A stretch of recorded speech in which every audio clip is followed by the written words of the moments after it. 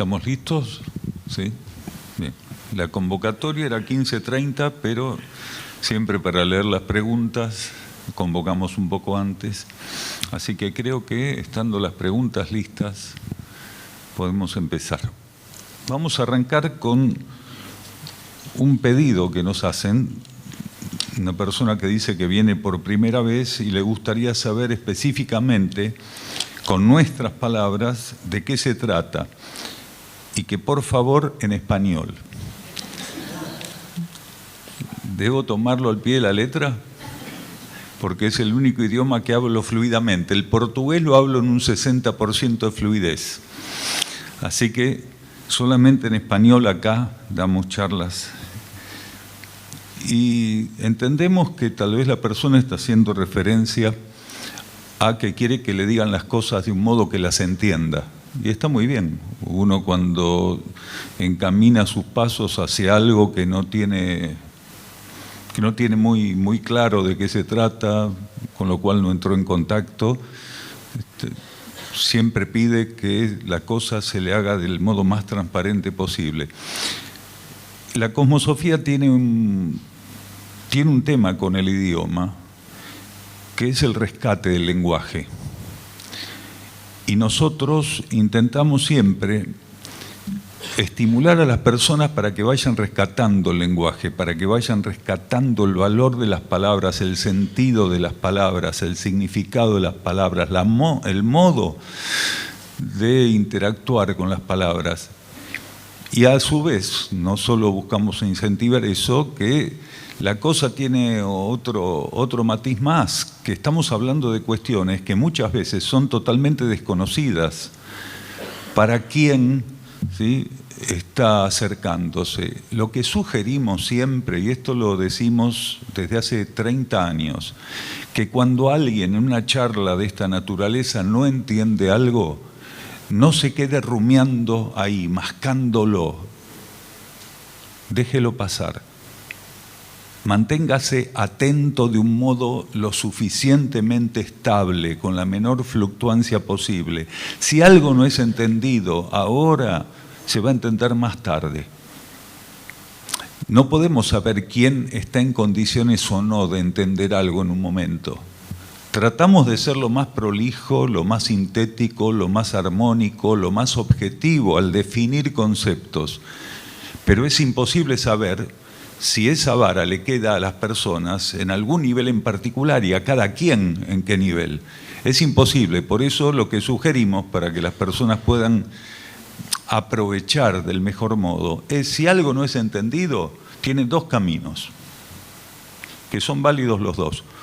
O lo suelta y sigue buscando estar atento a lo que sigue, ¿sí?, al desenvolvimiento de la charla, de lo que estamos haciendo juntos, o levanta la mano. A veces levantar la mano es un gesto sumamente efectivo. Levanto la mano, digo, mire, esa parte no la entendí, ¿qué quiere decir? Entonces ahí sabemos que la vara está en un punto y tratamos de cooperar para que se entienda lo que dijimos. Y de paso no le viene mal a nadie. Pero si no levantan las manos, o no levantan la mano en esos momentos, o no tienen la capacidad de soltar y seguir adelante con su atención, posiblemente haya algo que no cuaje bien.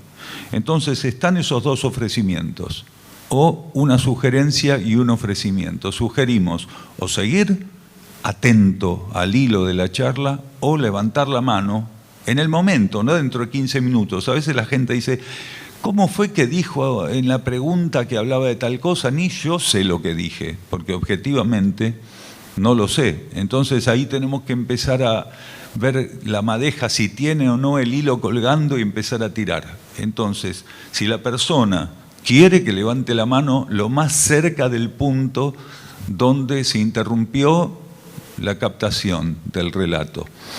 Es solamente un aporte, ¿sí?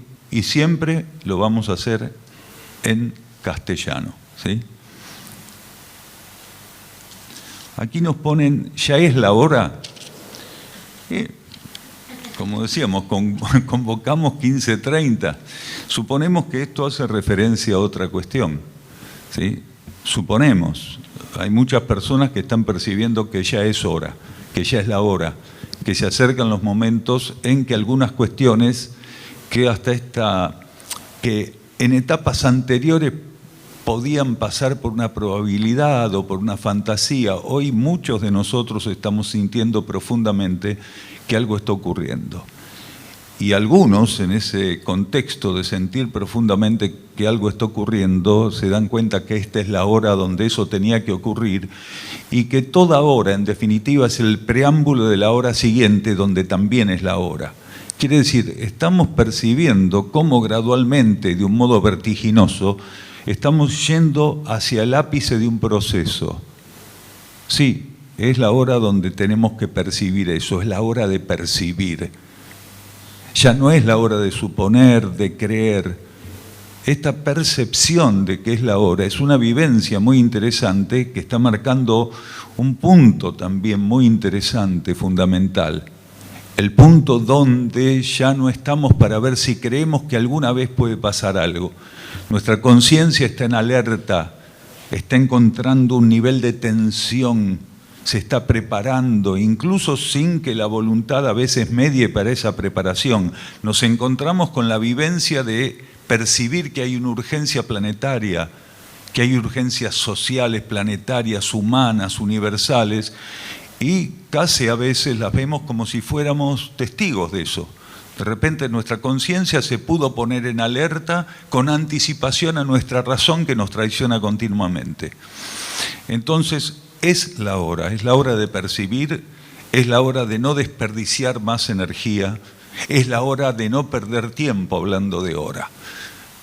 En muchas oportunidades a lo largo de 30 años de charlas nos preguntan si vamos a tener tiempo para lo que hay que hacer. Y contestamos siempre, más o menos de este modo. Tiempo tiene aquel que usa el tiempo para lo que corresponde. Quiere decir, aquellos que entendieron la importancia de sintetizar su vida, de simplificarla, de no perder su energía, de hacer lo que hay que hacer momento a momento, de que su prioridad sea asistir las necesidades de un modo correcto, a ese no le va a faltar tiempo, le va a faltar tiempo a aquel que utiliza el tiempo de un modo ridículo, egoísta, superfluo, frívolo, banal, ¿sí? A esas personas le va a faltar no solo tiempo, sino otras cuantas cosas, y ya se van a ir enterando cuáles van a ser esas cosas que le van a faltar. Entonces, realmente, esta es la hora. Y mañana va a ser la hora.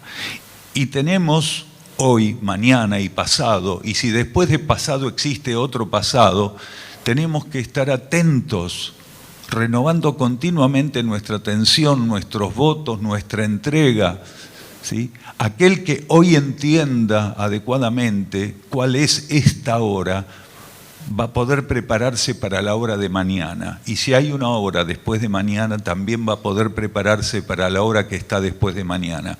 Quiere decir, es nuestra responsabilidad actualizar continuamente nuestra conciencia en esto de registrar, de percibir y de aplicar ciertas cuestiones que para la mayoría en este planeta no existen, no son prioridades, no son urgencias, son fantasías de una cantidad de románticos que no tienen otra cosa que hacer de su vida, quiere decir nosotros, los que un sábado podemos estar acá, ¿sí?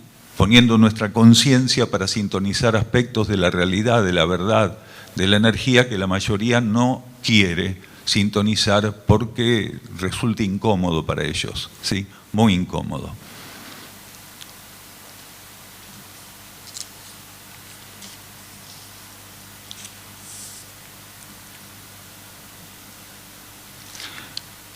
Esta es una de las preguntas muy habituales que hay en estas charlas, ¿sí? Herramientas prácticas para aquietar el ego o correrlo, ¿sí? Y sigue con otras formas de interpretar qué es lo que quiere decir la persona. Nosotros diríamos cuáles son las herramientas prácticas para armonizar el ego. Porque cuando tenemos un problema con el ego no es porque el ego esté en armonía. Cuando tenemos un problema con el ego no es porque el ego esté en equilibrio, porque el ego esté alineado internamente, porque esté en sintonía con las energías internas. Cada vez que hablamos de problemas del ego hablamos de un único problema, el ego transitoriamente confirmando que es un paria de espíritu, un huérfano de espíritu. El ego haciendo esa experiencia tan compulsiva de creer que por sí mismo tiene las energías para hacer todo, y en definitiva el concepto se termina revirtiendo y termina entendiendo que él tiene todas las posibilidades a su disposición para frustrarse, que es lo que la ley evolutiva, la ley de karma le brinda para poder salir de ese estancamiento, ¿sí? Todas las posibilidades que tiene el ego cuando es huérfano de espíritu lo llevan a tener una gran capacidad y entrenamiento de frustración. Quiere decir, para poder llegar a la desilusión de un modo efectivo, brillante. El ego es brillante para eso. Hay etapas donde lo único que transita es frustración y desilusión, que es el paso previo, ¿sí?, a resolver el problema. Porque para resolver un problema, primero el problema tiene que estar. Y el ego es especialista en meterse en problemas.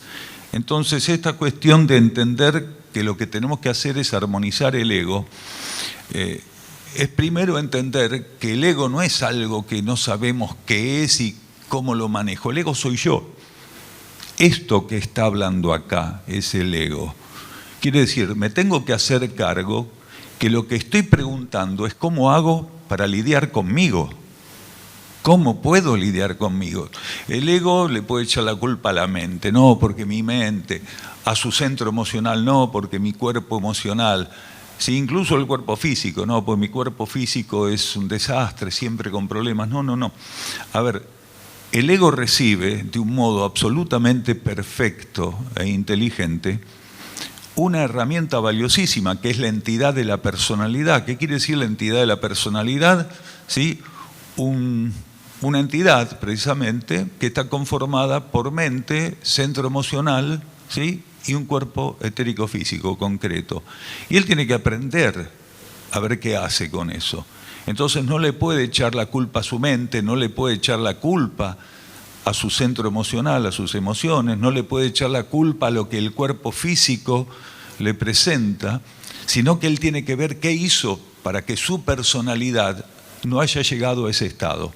¿Y qué hizo? Simplemente mezquinó, porque lo mezquinó, señalarle a la personalidad, que es la herramienta con la cual él tiene que aprender a manejarse en la vida encarnatoria, en la vida kármica, mezquinó, ¿sí?, señalarle a la personalidad, quiere decir a su mente, a sus sentimientos y a su cuerpo físico, señalarle la vida superior, la vida interna, la vida espiritual. Porque la personalidad por sí misma nunca va a descubrir eso. La mente nunca por sí misma va a poder descubrir que existen energías espirituales, mucho menos el centro emocional y aún menos el cuerpo físico, el cuerpo etérico físico. Entonces, si por sí mismas no podrían hacer ese trabajo, quiere decir que tiene que haber una salida. La salida es que el ego aprenda a romper la identificación con la materia, se dé cuenta que está cargando con una situación que se le fue de las manos precisamente porque su trabajo, aquello que tenía que hacer, aún sigue pendiente. Lo que sigue pendiente es que él busque aquello que después va a tener que ofrecer a la mente, al centro emocional y al cuerpo físico. Entonces, todos nosotros tenemos esa tarea como ego. Primero, aprender con madurez a desidentificarnos de la personalidad. No seguir, como el 90% de esta humanidad, pensando el ego, ¿sí?, que es mente cuando piensa, que es sentimiento cuando activa las emociones y que es cuerpo físico cuando actúa. El ego no es ninguna de esas tres cosas. Insistimos, el ego encarna y se le ofrece una personalidad que es la porción simbólica de materia planetaria y kármica con la cual tiene que ensayar estar en la materia. El cuerpo físico, el emocional y el mental se le dan al ego en cada encarnación, ¿sí?, con las condiciones adecuadas para que el ego haga su trabajo. Quiere decir, el dominio de las leyes de la materia. Cuando un ego puede dominar de un modo efectivo la orientación de pensamientos, sentimientos y acciones, va avanzando en el dominio de las leyes kármicas y materiales. Entonces, este es el trabajo que tenemos que hacer. Si uno no puede, como ego, ¿sí?, destinar su atención, su energía y su vocación al contacto con las leyes internas, a la búsqueda del alma en lo inmediato, hasta que no pueda tener esa vocación y ese orden, esas prioridades, no puede hacer nada. Va a tener que seguir en todo ese enredo, va a tener que seguir enfrentando situaciones propias de aquello que de un modo ciego está trabajando en la materia, se mueve en la materia, y decimos de un modo ciego porque la luz proviene del interior. Y mientras el ego no se abre a la luz interna, está ciego y está a oscuras. Entonces, esa compulsión que el ego tiene por el mundo formal, por el mundo aparente, ¿sí?, por el mundo tridimensional, proviene precisamente de creer que de ahí, de ese enfoque, él tiene la posibilidad de tener claridad de lo que es la vida, mientras que le está faltando la luz para entender lo que hay detrás de la apariencia, de lo que él cree que es vida. Y lo que el ego cree que es vida no es vida, es simplemente una cáscara transitoria que se le ofrece disolver a medida que él va teniendo una perspectiva y que el horizonte genuino pasa a ser la vida interna que lo alimenta para estar en la materia. Porque el ego en definitiva es un apéndice de nuestra alma en la materia. El alma no puede ingresar directamente al mundo material. Entonces, ¿qué le ofrece la ley planetaria? La ley planetaria le ofrece precisamente la posibilidad de extender un aspecto de su energía y sumergirse en el campo tridimensional de la vida. ¿Qué es el campo tridimensional de la vida en lo inmediato para el ego? Esto que llamamos personalidad. Entonces, lo que sugerimos es que el ser empiece a ver si realmente el peso máximo, la atención principal, ¿sí?, a la cual él responde, a lo cual él brinda el espacio de las prioridades, no es más de lo mismo, no es más de todo este espejismo propio de la materia. Si él humildemente reconoce que está en esa etapa, todavía no va a poder armonizar su conciencia. Él va a tener momentos donde se va a sentir contento, donde se va a sentir drogado de felicidad, que es una droga, una ilusión, o donde va a caer en tristezas, ¿sí?, en depresiones, pero va a tener que estar continuamente fluctuando en función de eso tan particular que la ley de karma nos permite ensayar, que es precisamente los estados de ánimo. Nosotros no estamos acá para ser presa de los estados de ánimo, pero en ciertas etapas, a lo largo de una cantidad de encarnaciones, con lo único que podemos ensayar es con estados de ánimo, a tal punto que el ego llega a confundir que él tiene que tener como meta estados de ánimo bien arriba, ser feliz, por ejemplo. Esto lo hablamos muchas veces acá en Uruguay y en otras partes del mundo, ¿sí? La doctrina de la felicidad, que es un engaño, una ilusión, la cosa más tóxica que un ser se puede comprar. Porque mientras un ser va detrás de una ilusión como es ser feliz, lo realmente importante le pasa totalmente desapercibido. Es más, si solamente le pasara desapercibido no habría problema. Pero cuando un ser atiende algo que no es importante, que no es necesario, ¿sí?, donde lo correcto no puede ser manifestado, no solo es perjudicado él está perjudicando el contexto de vida que conforma aquel universo planetario. Cada vez que un ser hace lo que no tiene que hacer, está perjudicando a todo el mundo. Por eso los que dicen es mi vida, realmente tienen una cuestión de desenfoque tremendo para entender la consecuencia de sus decisiones y de sus acciones.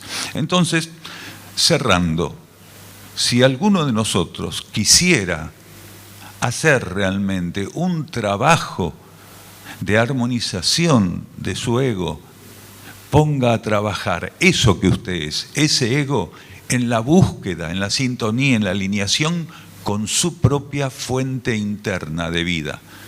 Quiere decir, con su alma, en primera instancia, ¿sí?, en lo inmediato, y después con energías aún más profundas que la propia alma, energías que son espirituales, quiere decir, energías cósmicas que en la medida que podamos profundizar, ¿sí?, con el alma, vamos a estar generando condiciones de elevación, de amplitud, de flexibilidad, de receptividad, que son fundamentales.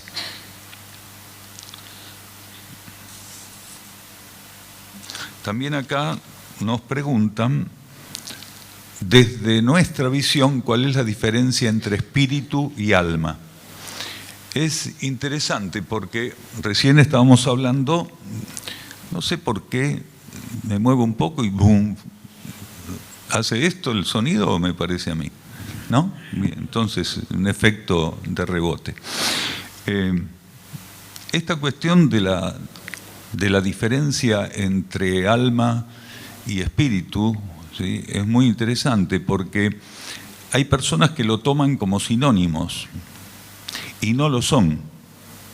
Nosotros, aquí en Uruguay y en otros lugares, hablamos muchas veces de que estamos constituidos por 7 núcleos de conciencia. Entonces, el alma es uno de los núcleos de conciencia internos, pero no el único. Por encima del alma está la mónada, el espíritu, y por encima nuestro ser divino, ¿sí?, nuestra conciencia superior, el regente, ¿sí?, la conciencia divina. Entonces, cuando el ser va madurando en términos de ego, en esa experiencia de la cual hablamos recién, ahora vamos ahí. ¿Puede ser más fuerte? La conciencia superior, ¿es el yo superior? Es el yo superior, exacto. Es el yo superior, gracias. Entonces se le puede llamar conciencia interna, yo superior, conciencia interno espiritual, ¿sí?, o vida supramental.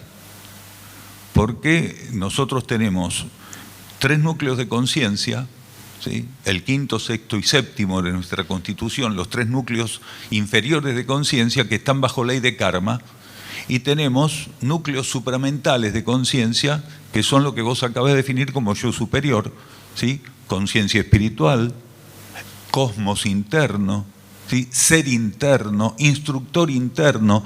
Uno puede hacer referencia a eso de muchas formas. Lo importante es que el concepto en su conciencia, ¿sí?, esté apuntando a lo cierto. Entonces ese yo superior, ¿sí?, está compuesto por alma, cuando el ser está maduro, también por un núcleo de conciencia que se llama cuerpo de luz o traje de luz. Por encima del traje de luz o cuerpo de luz, la mónada, lo que en el ciclo anterior se llamaba espíritu, y encima de la mónada, en el primer nivel, está la conciencia divina, ¿sí?, o adi, o regente, o octava mónada, como cada uno de ustedes haya llegado a definir o escuchar hablar de esto. Entonces, la diferencia es esta. Espíritu es la mónada, es la herramienta directa de la conciencia divina. Y alma es lo que la conciencia monádica recibe en el planeta Tierra para interactuar con las leyes planetarias. Porque lo que migra no es el alma. Hay personas que piensan o tienen la convicción de que el alma va a distintos lugares del cosmos a hacer experiencias evolutivas. En realidad no es así. El núcleo que puede migrar cósmicamente, y de hecho es el que migra, es el espíritu, la mónada.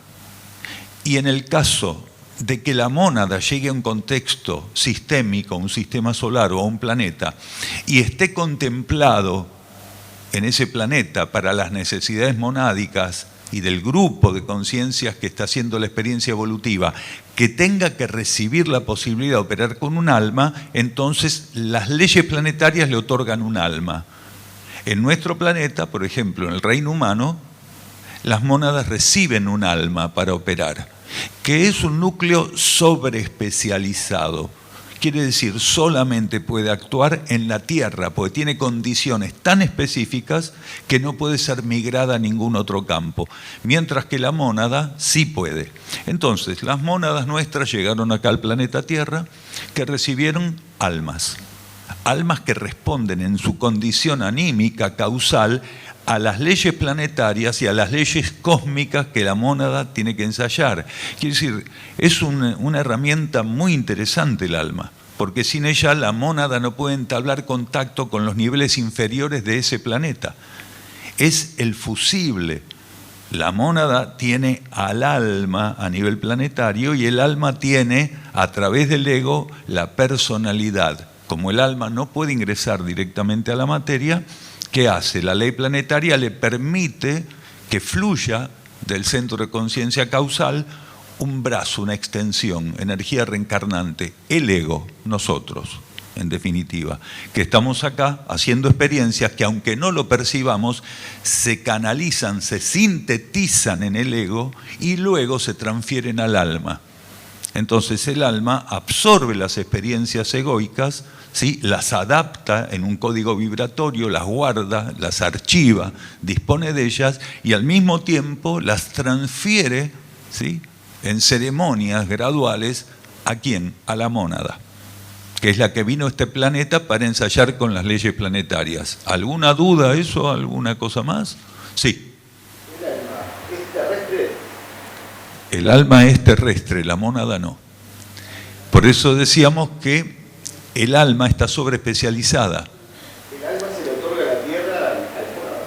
Exacto. Las leyes planetarias y sistémicas le otorgan a la mónada la posibilidad de encontrar a través de un cierto núcleo que responde a las leyes causales planetarias, la posibilidad de ensayar con un alma. Quiere decir, cuando llegue el momento, el alma deja de existir, porque es una herramienta transitoria. Supongamos que tu mónada, tu espíritu, pasa para otro sistema solar, para otro planeta. Cuando llega ese sistema solar y ese planeta, si fuera necesario, porque las leyes de cada sistema solar y de cada planeta son diferentes, ni hablar las leyes que van por fuera de la galaxia donde ciertos sistemas están operando. Entonces, si fuera necesario, ¿qué va a recibir tu mónada? La posibilidad de expresarse bajo leyes causales de ese planeta, bajo leyes anímicas de ese planeta. ¿Por qué no sirve el alma de un planeta en otro? Porque los planetas están todos en patrones vibratorios, acústicos, energéticos totalmente diferentes. Entonces el alma está sobreespecializada, ¿por qué? Porque está ajustada a las leyes puntuales del planeta donde la mónada está haciendo la experiencia. Entonces ninguno de nosotros, ¿sí?, debiera intentar alimentar esa ilusión de que mi alma después va a ser llevada a otro lado. No, el alma es para acá y solo para acá. ¿Vieron? Es así, estrictamente. Mientras que el espíritu, la mónada, sí, va haciendo migraciones muy profundas, extensas, lo que para nosotros sería casi infinito, ¿sí? No lo es, pero casi infinito, ¿sí? Sí. Un par de preguntas, pero ahora ya lo respondiste. O sea, cuando una persona muere... ¿Podés hablar más fuerte? Sí. Puede ser. Cuando una persona muere, entonces lo que se expande es el espíritu. Cuando una persona muere, hay una serie de acontecimientos que están concatenados de un modo muy ordenado. Cuando se habla de la muerte, convencionalmente, nosotros hablamos del desencarne del cuerpo físico. Pero no nos olvidemos que estamos diciendo que el ego dispone en cada encarnación de 3 cuerpos. Un cuerpo mental que responde a las leyes mentales planetarias, un cuerpo astral emocional que responde a las leyes astrales emocionales planetarias y un cuerpo etérico físico que responde a las leyes etérico físicas planetarias. ¿Qué quiere decir? Cuando comienza el proceso de la ley de muerte, el primer cuerpo que se disuelve o que muere, que pasa por ley de muerte, es el más denso. De los 3, el más denso es el cuerpo etérico físico o el cuerpo físico, como le llamamos. Pero el ego, que antes estaba polarizado en el contexto general de la personalidad, a partir de que la ley de muerte opera sobre el cuerpo físico, la polarización se hace binaria. Quiere decir, el ego pasa a estar polarizado en el cuerpo psíquico. Por más que ella físicamente no se lo vea al ego, quiere decir, no está actuando en el plano concreto, sigue vivo y actuando en el plano astral y en el plano mental planetario. Pero la ley de muerte tiene que operar también sobre el cuerpo astral y luego, y por último, sobre el cuerpo mental. Porque esto que decíamos de que primero es el cuerpo más denso que pasa por la ley de muerte, después el segundo más denso es el cuerpo astral y el más sutil de los 3 el cuerpo físico. Entonces, el proceso que llamamos muerte tiene esas 3 etapas. Entonces, en la antigüedad se creía, sobre todo creencias similares, semejantes, empáticas con lo que conocemos como espiritismo o espiritualismo, creían que el espíritu era el que quedaba en el plano astral y en el plano mental. Y el espíritu está siempre al mismo nivel.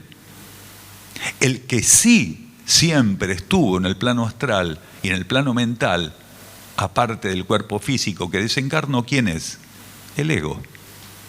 Entonces, las fallas doctrinarias que venimos arrastrando en muchas doctrinas, tendencias, ¿sí?, creencias diversas de que los espíritus están en el astral, desde el punto de vista interno, cosmosófico, es un error garrafal de interpretación y de conocimiento. Entonces, cuando el ego termina de perder los tres cuerpos, quiere decir que la ley de muerte opera con los tres cuerpos, el ego queda liberado ya definitivamente de los últimos eslabones que lo unían a esa encarnación. ¿Dónde va a parar? El ego, cuando está liberado de ese proceso, se va acercando energéticamente, magnéticamente, vibratoriamente, ¿a qué? Al alma. ¿Por qué? Porque él es una extensión del alma en la materia. El ego es la energía reencarnante que utiliza el alma.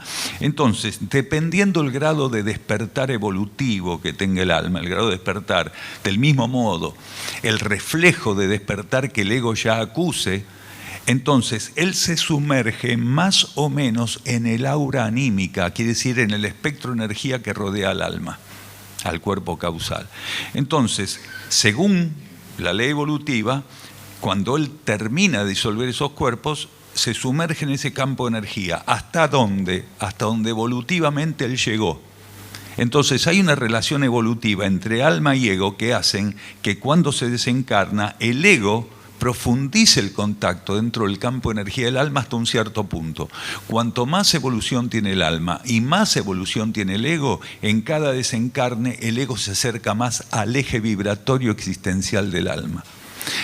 En el momento en que termina con el grado de profundización que le corresponda, empieza un proceso antes de otra encarnación donde el alma va haciendo un trabajo sobre el ego, que es un trabajo muy interesante porque, insistimos, ya no tiene cuerpo mental, por lo cual el proceso no tiene ni pensamientos ni ideas.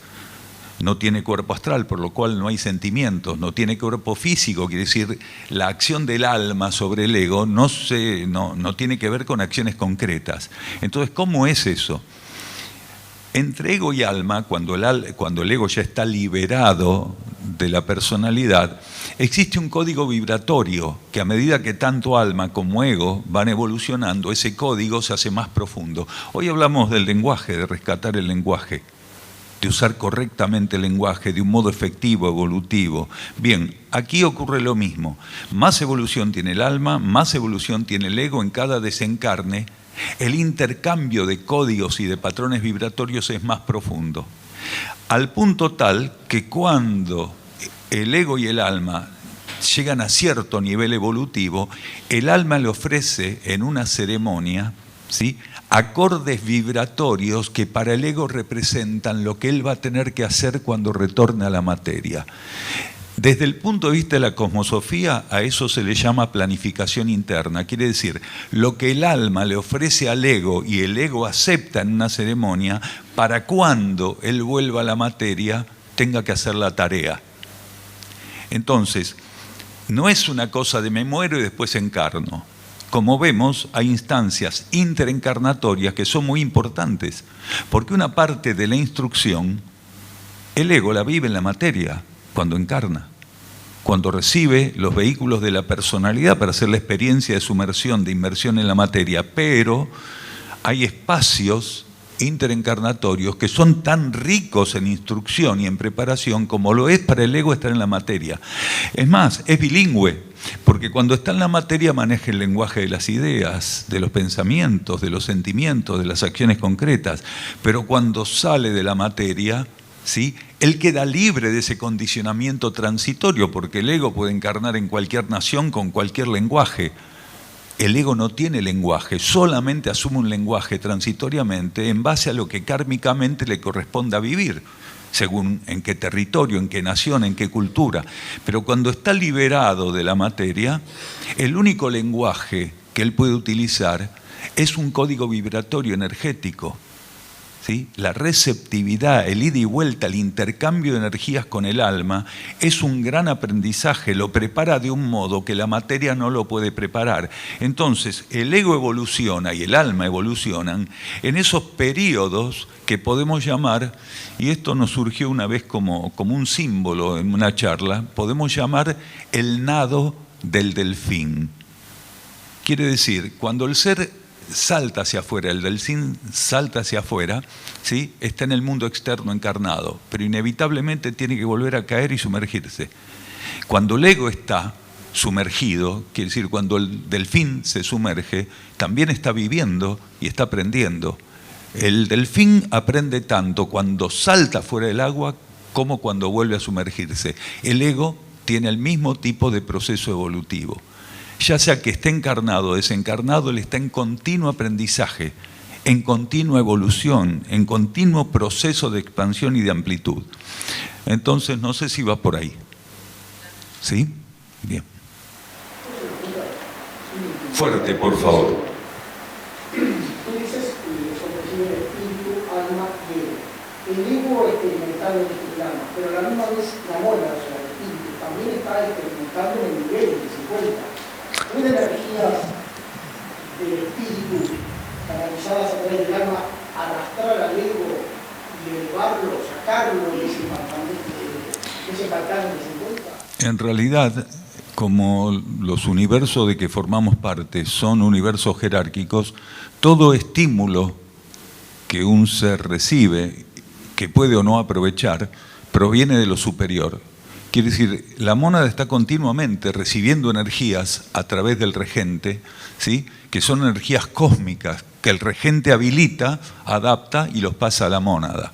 Entonces, la mónada tiene la tarea no de experimentar, porque el término experiencia, acá por lo menos, en este universo kármico, tiene connotaciones donde prueba y error son posibles. Entonces, no deberíamos llamar experimentar por parte de la mónada, sino avanzar evolutivamente en términos iniciáticos. La mónada lo que va haciendo es pasar por etapas, por escalones de la ascesis a nivel monádico cósmico. Quiere decir, la mónada pasa por iniciaciones. Cuando va pasando por las distintas iniciaciones, en ese escalonado que es la ascesis, la mónada va pudiendo pasar flujos de energía cada vez más elevados al alma. El alma, con los flujos de energía más elevados que recibe a través del canal monádico, más el contacto con las jerarquías de los grupos internos, a su vez vive iniciaciones de un calibre menor, pero iniciaciones que son las que puede vivir el alma a nivel anímico. A medida que la mónada y el alma van pasando por esos procesos, el ego va recibiendo estímulos para tener a disposición herramientas que en etapas anteriores no podía tener porque tanto la mónada como el alma estaban más restringidas evolutivamente. Entonces, la diferencia es que lo que recibe la mónada como estímulo jerárquico no lo va a desaprovechar nunca. ¿Por qué? Porque en el campo de vida monádico las opciones, como el libre albedrío, el hacer o no hacer, no existen. La conciencia espiritual, la conciencia monádica, no tiene opciones, porque no las necesita, no tiene opciones. Si las necesitara, sí tendría opciones. Entonces, la mónada está de un modo absolutamente estable, armónico, equilibrado, en el punto que tiene que estar. Por eso la receptividad de energías por parte de la vida cósmica a nivel monádico es perfecto. ¿Cuál es la diferencia en una etapa o en la otra para la mónada? El voltaje de energías que está preparada para recibir. ¿Por qué? Porque su expansión en el campo de las iniciaciones la habilita para sintonizar y receptar energías cada vez más elevadas. Por eso puede pasar al alma energías de una elevación que están acordes a los procesos monádicos iniciáticos que va receptando. Entonces, el que trae el problema generalmente, que no es un problema, es parte de la evolución, es el ego, que recibiendo estímulos del alma, estímulos que el alma adapta del canal monádico, el ego tiene, cuando está en el campo, en un campo mediocre, evolutivo, mediano, pobrecito, podríamos decir, tiene la tendencia a no aceptar la energía interna como un factor, como un paradigma, como un arquetipo, como un índice que le sirva para avanzar. Entonces el ego tiene que hacer experiencias egóticas, egoístas, experiencias donde lo único que sirve para él es el libre albedrío, quiere decir hacer lo que se le ocurre. Si en ese momento el ego está identificado con el cuerpo de los deseos, con el cuerpo astral, hacer lo que se le ocurre significa satisfacer deseos. Y hay personas que son obsesivas, absolutamente obsesivas con esto de satisfacer deseos.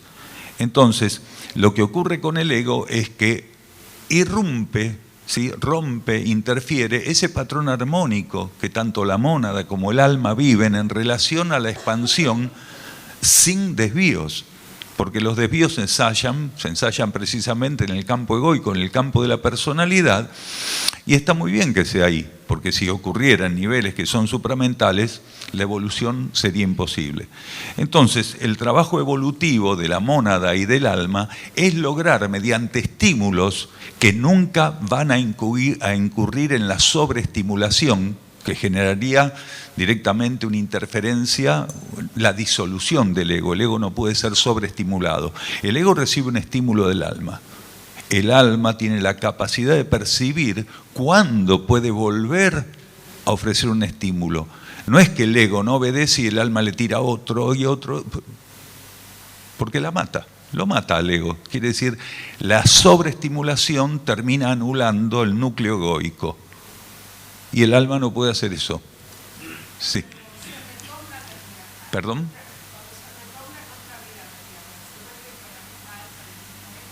Está muy buena la pregunta. Vamos a arrancar de un poquito más atrás y llegamos a eso. Existe una sola vida.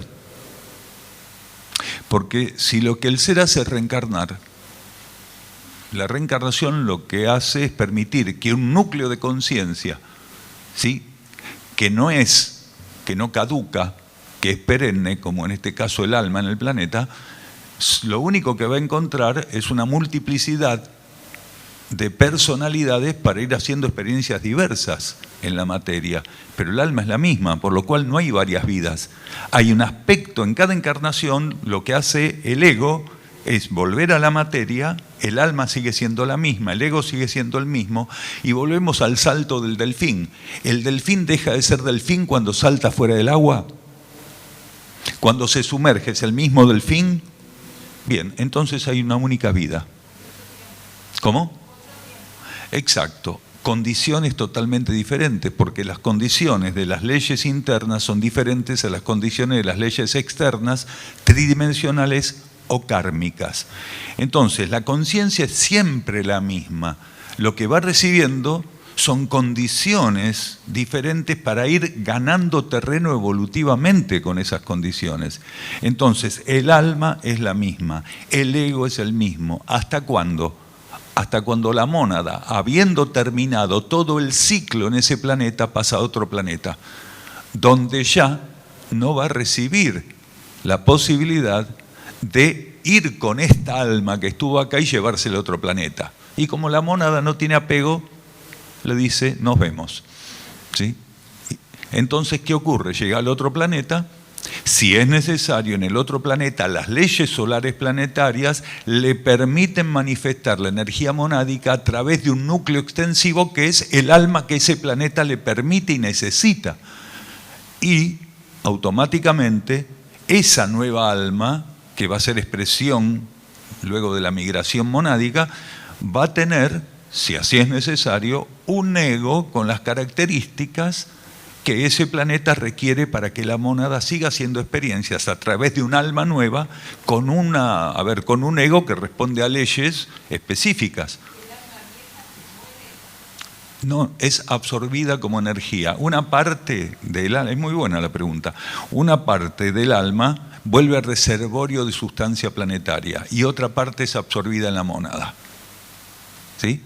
Entonces, el alma, aunque para nosotros no es material, es sustancia planetaria, es sustancia solar planetaria. Una parte de esa sustancia vuelve al reservorio de sustancia causal del planeta y otra parte, la más sutil, es absorbida por la mónada en una síntesis preciosa y valiosa. Entonces la mónada, cada vez que migra, termina un ciclo, lleva la síntesis de lo vivido, lo incorpora, una síntesis genuina, valiosa, ¿sí? Porque la mónada no se lleva ideas, no se lleva fotos, no se lleva selfies, no se lleva nada de eso del planeta donde estuvo. ¿Qué se lleva? La sintetización de un proceso riquísimo, energético, vibratorio. Eso es lo que lleva la mónada. Entonces, una parte de ese proceso está dado en la absorción de ciertas energías del alma que le corresponden.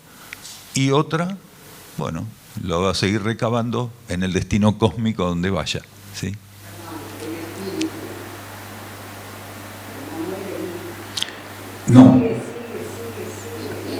No muere nunca, pero transforma su manifestación y su forma de participar de la vida cósmica. ¿Por qué?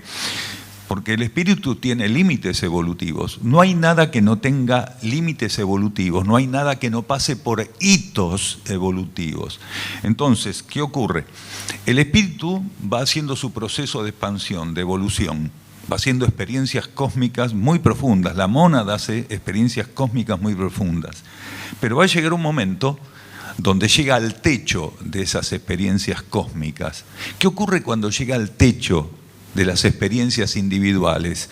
Va a ser convocada una síntesis para que se potencialice la individualidad en la comunión de lo que sería ser absorbida por el núcleo divino que la alimentó para hacer todas esas experiencias individuales. Ese núcleo divino lo que hace es, cuando es parido cósmicamente, quiere decir cuando vive el parto cósmico que lo habilita como conciencia, ese núcleo divino emite 7 brazos.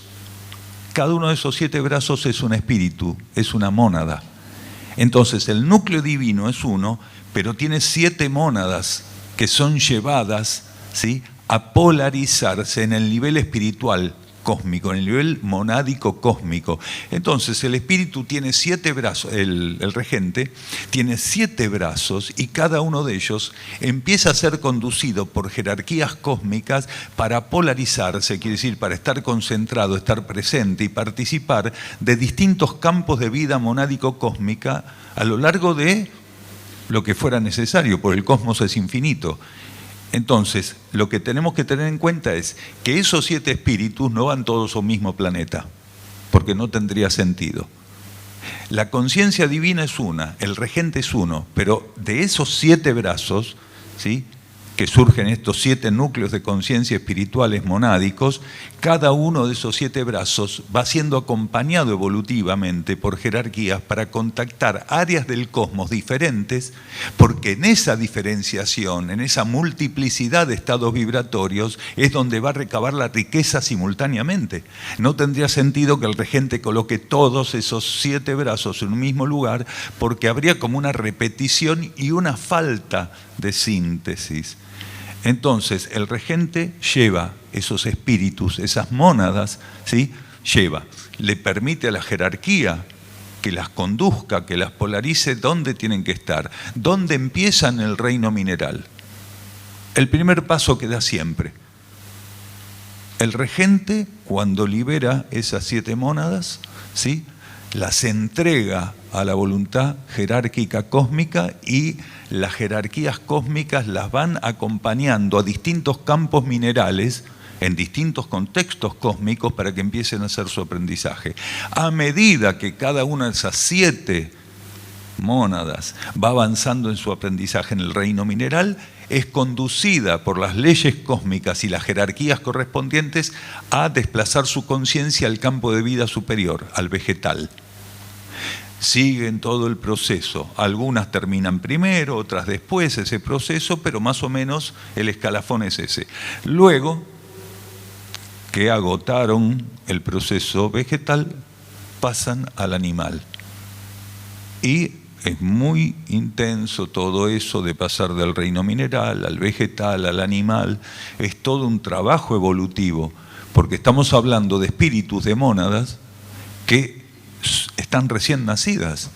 Quiere decir, no tienen dominio de las leyes cósmicas y no pasaron por iniciaciones significativas. Si bien en cada reino, en el reino mineral, hay iniciaciones monádicas para las mónadas que están en ese reino, en el vegetal hay iniciaciones monádicas para las mónadas que están en el reino vegetal, y en el reino animal hay iniciaciones análogas a las anteriores para ese reino. Quiere decir, la mónada siempre pasa por iniciaciones, pero no llegó nunca hasta esas etapas a iniciaciones que correspondan con el rango evolutivo humano. Cuando agotan las mónadas todas las experiencias que tienen que hacer con el rango evolutivo animal, ahí son llevadas por las jerarquías, ¿sí?, a los destinos cósmicos que correspondan con experiencias del rango humano. Y las 7 mónadas van a ir a contextos humanos totalmente diferentes, porque el cosmos tiene matices totalmente diferentes en cada campo de vida. No se repite nunca una forma de vida. Por eso lo que aquí vivimos en la Tierra es único, irrepetible, no existe en otro lado. Entonces, esa es la riqueza de las mónadas. Son distribuidas en los distintos reinos, ¿sí?, con características, aunque dentro del mismo reino, absolutamente diferentes. Entonces, finalmente llegamos al reino humano.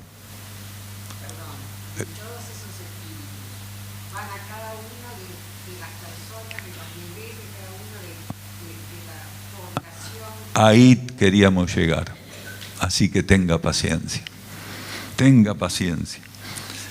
Mire todo lo que tienen que hacer las mónadas, nosotros 5 minutos explicamos todo, ¿sí? Claro, es una ventaja. Las mónadas, si tuvieran que explicar esto, tienen que llegar al reino humano. Nosotros ya estamos acá, vamos a explicar un poco esto, a profundizarlo. Entonces, cuando las mónadas llegan al reino humano, reciben algo que en los reinos infrahumanos, mineral, vegetal y animal, no pueden recibir, que es un alma individualizada. Por primera vez, cuando la mónada llega al rango iniciático de pasar de la cúpula del reino animal a la base del reino humano, va a recibir la posibilidad de trabajar con almas individuales. ¿Por qué hacemos esta deferencia? Porque realmente antes, en los reinos infrahumanos, la mónada no es que no tenía alma, lo que no tenía era un alma individual. Entonces, ¿cómo es este tema? La mónada era regida y administrada por almas grupo. Quiere decir, conjuntos de mónadas que eran administradas energéticamente por grandes entidades jerárquicas que no le daban un alma individual a cada mónada, sino que esa entidad jerárquica representaba transitoriamente la energía del alma para esas mónadas que todavía evolutivamente no podían tener un alma individual.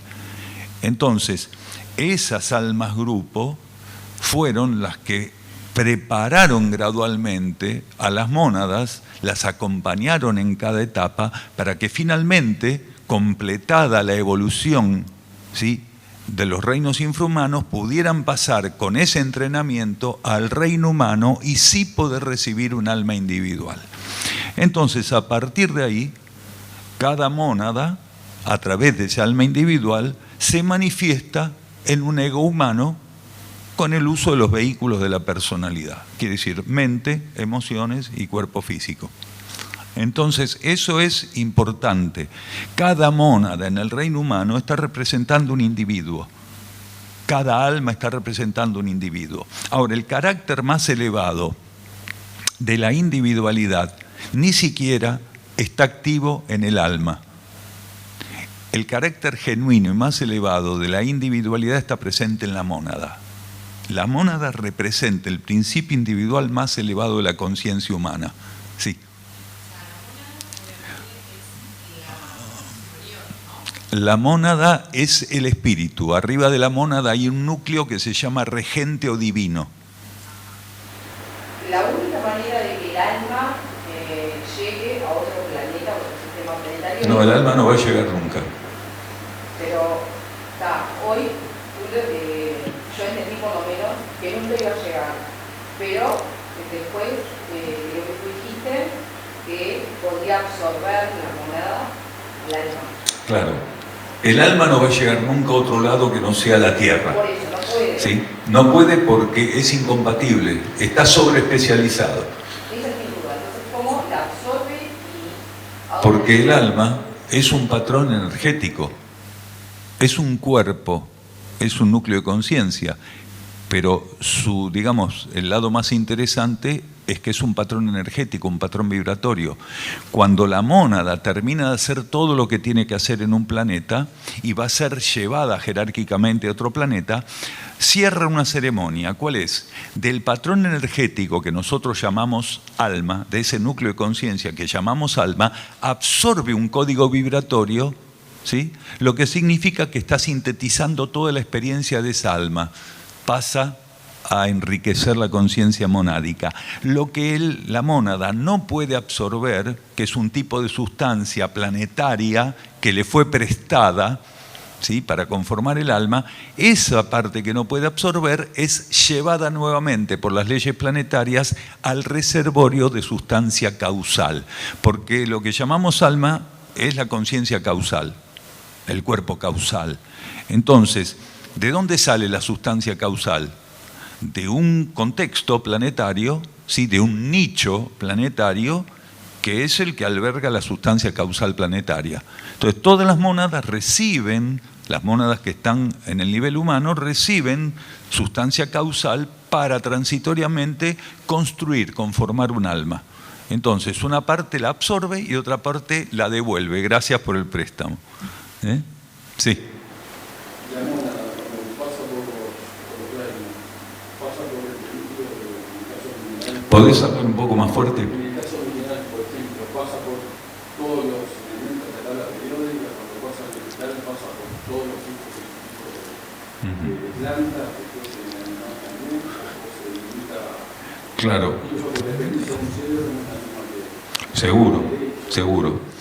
Es una respuesta interesante, porque si pasara solamente por todo lo que hay acá, no podría evolucionar. No, pero lo que queremos decir es esto. Nosotros entendemos la evolución en los reinos infrahumanos como que la mónada primero pasa por el plomo, después va a pasar por el níquel, después va a pasar por la plata, después va a pasar por el oro. No es así. La trayectoria evolutiva de las mónadas tiene un entramado que pertenece a un gráfico cósmico infinito. No es que dentro del mismo planeta hace esto, va acá, acá, acá. Supongamos, para que se entienda, una mónada está trabajando con el alma grupo de los cipreses, ¿sí? Las personas suelen pensar, ¿y antes dónde estuvo? ¿En los helechos? ¿O estuvo trabajando en el pasto y después se va a ir a las secuoyas gigantes de California y después...? No. Puede ser que un grupo de mónadas esté trabajando en el alma grupo de los cipreses y su próximo paso sea en otro sistema solar, en el reino vegetal, que corresponde desde la mirada cósmica al paso inmediato siguiente para esas mónadas. Mientras que nosotros hacemos todo de entrecasa, pensando que va a pasar de una zanahoria a hacer un rosal, de un rosal a hacer un ombú, de un ombú, ¿se entiende? Cósmicamente esa no es la mirada evolutiva. ¿Por qué? Porque las necesidades de las mónadas están libres de los condicionamientos planetarios, van a un planeta, pero el planeta no condiciona estrictamente todo el escalafón ascésico y las iniciaciones que tiene que vivir. Un planeta es absolutamente insuficiente para las mónadas, absolutamente. Puede ser que un conjunto de mónadas, para terminar, ¿sí?, toda su migración en el reino vegetal, tenga que pasar por miles y miles de sistemas solares, cientos de miles de sistemas solares. Y para nosotros, claro, entramos en cortocircuito, nos salta el fusible. ¿Cómo? Miles y miles de sistemas solares. Sí, porque nosotros tenemos una condición tan limitada, tan finita, tan absurda, nuestra mirada de la realidad, que no podemos entender medidas que exceden, los márgenes de comodidad con los cuales pretendemos ver la realidad. Entonces, las mónadas son llevadas por jerarquías. Si luego de hacer la experiencia en un contexto determinado, en el alma grupo de los felinos o de los tigres o de los gatos, necesita ir a un sistema solar que está a 1000 años luz de acá, automáticamente es llevada a ese lugar como escalón subsiguiente necesario lo que hizo en el planeta Tierra en el reino animal. Sin salir del reino animal es llevado a otro contexto animal que es el realmente necesario. No pueden quedar huecos evolutivos. Entonces, no es una escala rígida, racional, analítica y comparativa la evolución. Por eso cuando percibamos, ¿sí?, cuando podamos profundizar y percibir, ¿sí?, que el derrotero evolutivo, la migración evolutiva, no tiene los márgenes que nosotros creemos. No los tienen. Todo el cosmos es vida. Todo el cosmos es sustancia plásmica de vida. Quiere decir, en todo el cosmos puede estar el lugar inmediato al cual nosotros seamos llevados después de estar acá. Hay seres que cuando termine la transición planetaria, que se cierre la transición planetaria y comience un movimiento de rescate, ¿sí?, de distribución de conciencias, van a ser llevados a situaciones que en realidad se van a concretar a miles de años luz de aquí. Y uno dice, ¿cómo puede ser eso? Estamos en este planeta y el paso siguiente, inmediato, va a ser a miles de años luz de acá. Sí, ¿cuál es el problema? Si no nos van a cobrar boleto, ni pasaje, ni nada. O sea, nosotros tenemos un concepto de desplazamiento, de migración de conciencia, que es muy básico. Estamos casi como en la época, en términos cósmicos, estamos como en la época que creían que la Tierra era plana. Más o menos estamos así evolutivamente. Entonces, tenemos que entender que lo importante no sería marearnos en el vértigo de imaginar estas cosas que de repente descubrimos que se pueden dar en un patrón macrocósmico, sideral, infinito, eterno, que es como estar al borde de un precipicio y decir, ¿y si me caigo? No, no hay problema, nadie se cae porque la ley evolutiva no permite que nadie se caiga. Hasta los que peor hacen las cosas no se van a caer al precipicio. Entonces, lo que tenemos que intentar, en sentido contrario a estar obsesionándonos con estas medidas de espacio, de tiempo, de distancia, que es vivir el eterno presente y tratar de reducir toda distancia a la sintonía con nuestra vida interna, con nuestro cosmos interno. Aquel que pueda hacer eso, lo demás lo va a vivir, lo va a percibir, lo va a profundizar por añadidura, porque estas cosas no se pueden racionalizar. Esto no se estudia en ninguna universidad. De esto no hay precedentes. Es la primera vez que los índices de cosmosofía llegan a grados de revelación como los actuales. La cosmosofía existió siempre. Siempre existió la cosmosofía. Cada movimiento nuevo religioso, filosófico, doctrinario, era cosmosofía. Solo que la cosmosofía, de un modo muy acertado, perfecto, también tiene fecha de vencimiento. El problema es que nosotros nos comemos las doctrinas con fecha de vencimiento ultrapasada. Nos comemos las religiones con una fecha de vencimiento, pero que parece Roquefort. Nos comemos todo así. ¿Por qué? Porque tenemos tanto apego y miedo a lo nuevo, a lo desconocido, que preferimos comer doctrinas, religiones, pensamientos, filosofías que están ultrapasados, que están momificados, a simplemente abrirnos a lo nuevo y decir, bueno, lo que sea está bien, lo que la vida coloque para mí está bien. Sí. ¿Había alguien por allá o estamos con...? Perdón, sí. ¿Puede ser más fuerte? En el transcurso del periodo encarnatorio de la vida, digamos así, puede haber una transmigración monádica o más de una. Te pido un favor, y se los pido a todos con una colaboración, que se paren cuando hablan así, escucha a todo el mundo. ¿Puede ser? Gracias. Si pudiera haber una transmigración monádica o más de una, ¿cuál sería el propósito? Sí, perfecto, bárbaro. El propósito de las transmutaciones monádicas tiene que ver con las necesidades planetarias y las etapas. No solo las necesidades planetarias, sino ciertas etapas donde los procesos de transmutación monádicos se pueden hacer más necesarios. ¿Qué es una transmutación monádica? Es un proceso donde una mónada, un espíritu, sin pasar por la ley de muerte, sin llevar a sus cuerpos a la ley de muerte, los puede ceder a otra mónada o a otro espíritu que tiene una categoría iniciática cósmica superior. Entonces, en etapas como esta que vive el planeta, existe una cantidad de individuos que son transmutados, quiere decir, seres que están manifestando su servicio al planeta con trajes que originariamente fueron conformados por otras mónadas, por otras almas. ¿Y qué es lo que hacen esas mónadas, esas almas? Ceder los trajes a mónadas que tienen una capacitación cósmica que bajo ley de síntesis va a poder utilizar esos trajes de un modo muy, muy elevado en relación a la mónada que los cede. Entonces, hoy, en esta transición, cada vez más transmutaciones se están dando. Si bien siempre existieron las transmutaciones monádicas, porque fue una herramienta de síntesis, hoy hay más que nunca. Hoy hay en desarrollo, en desenvolvimiento, más transmutaciones que nunca. Durante la transición planetaria que comenzó en 1988, el índice de transmutaciones monádicas creció exponencialmente, muchísimo. Entonces, ¿qué requisito se necesita para que una transmutación monádica en beneficio de las necesidades planetarias pueda acontecer? Primero eso, que haya una necesidad que justifique la transmutación. A partir de la necesidad, internamente, jerarquías y entidades designan cuál va a ser la mónada que ceda los trajes y cuál va a ser la mónada que tome esos trajes.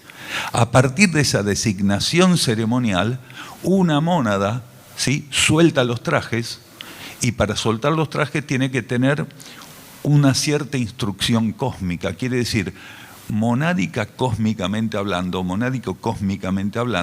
tiene que tener un nivel iniciático que le permita soltar los trajes sin que los trajes se disuelvan, sin que pasen por la ley de muerte. Perdón, los trajes, la personalidad, el traje mental, el traje emocional. Claro, estos son trajes. También. Estos son trajes para la conciencia interna, son vestimentas, vestiduras, trajes, son cuerpos, revestimiento, ¿sí? Quiere decir, son como los trajes, como la ropa que nosotros vestimos, son un aspecto transitorio. Usted mañana se pone otra ropa. Bien. En estos casos, ahí llegamos, ahí va el relato. Entonces, si la mónada tiene ese nivel, quiere decir, tiene la iniciación suficiente para soltar los vehículos de la personalidad sin llevarlos a la ley de muerte. ¿Por qué no los va a llevar a la ley de muerte? Porque tiene un nivel iniciático que le permite cerrar una ceremonia con esos vehículos sin llevarlos a la ley de muerte.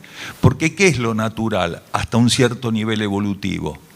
Que cuando la conciencia interna corta vínculos con los trajes pasen por la ley de muerte.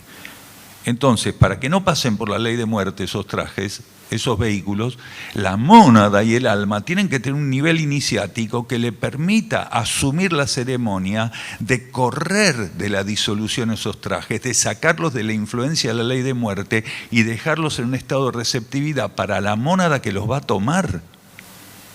Entonces, mínimamente, una mónada, sobre todo en esta etapa de transición, hasta hace un tiempo se necesitaba mínimamente una segunda iniciación monádica para poder ceder los trajes, sin que los trajes pasaran por la ley de muerte.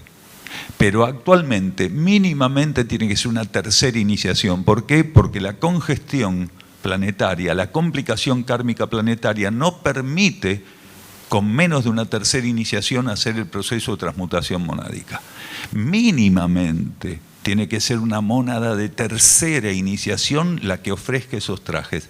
Entonces, si mínimamente tiene que ser un iniciado en tercer grado, quien toma esos trajes tiene que ser un iniciado de corte superior a este otro.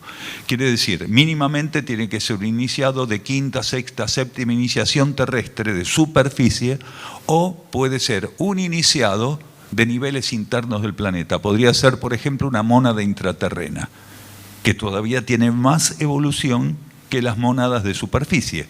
porque están en otro rango evolutivo, sobre todo porque las mónadas de superficie todavía tienen vehículos, personalidades, almas que están experimentando en el contexto de la ley de karma, porque acá estamos bajo ley de karma todavía, en transición a la ley evolutiva superior, pero estamos bajo ley de karma. Entonces, si viene a tomar esos trajes una mónada extraterrestre de alto nivel evolutivo o una mónada interna del planeta, que puede ser intraterrena preferentemente, vamos a hablar de niveles iniciáticos aún mayores que las mónadas terrestres más evolucionadas, quiere decir que los iniciados de la superficie más evolucionados. ¿Por qué podría ser eso? Por el uso y el alcance, los efectos, ¿sí?, las consecuencias que va a tener, ¿sí?, el uso de esos trajes por parte de una mónada de semejante evolución. Quiere decir, esos trajes van a tener a partir de ahí la posibilidad de ir vibratoriamente y energéticamente ampliándose, creciendo, para poder ser canales de energías que la mónada anterior no podía ejecutar, en lo cual no se podía transformar esa mónada, porque la mónada se puede transformar a través de pasos iniciáticos, de consumar las etapas de la ascesis, pero eso no es 10 minutos. La mónada va pasando por procesos iniciáticos acorde a cómo la energía encuentra la receptividad monádica y la posibilidad de aplicar lo logrado iniciáticamente en los campos inframonádicos. ¿Es en español?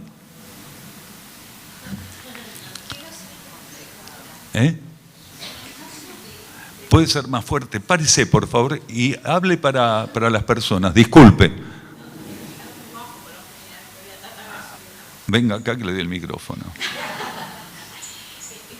experiencia el año pasado donde pasé por el túnel Chevrolet. Estuve 2 días inconsciente, llegaron a enseñarme cosas. Yo realmente no tenía nada. La cuestión es, lo único que recuerdo de ahí que me decía el cambio de los canales neuronales. Sé que cuando volví ya no fui la misma.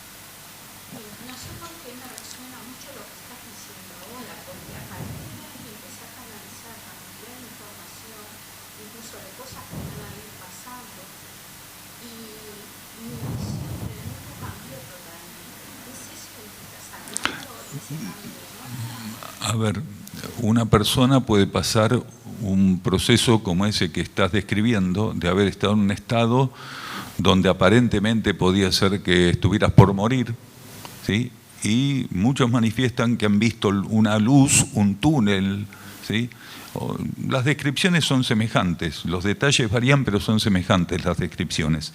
Eso no necesariamente es una transmutación monádica.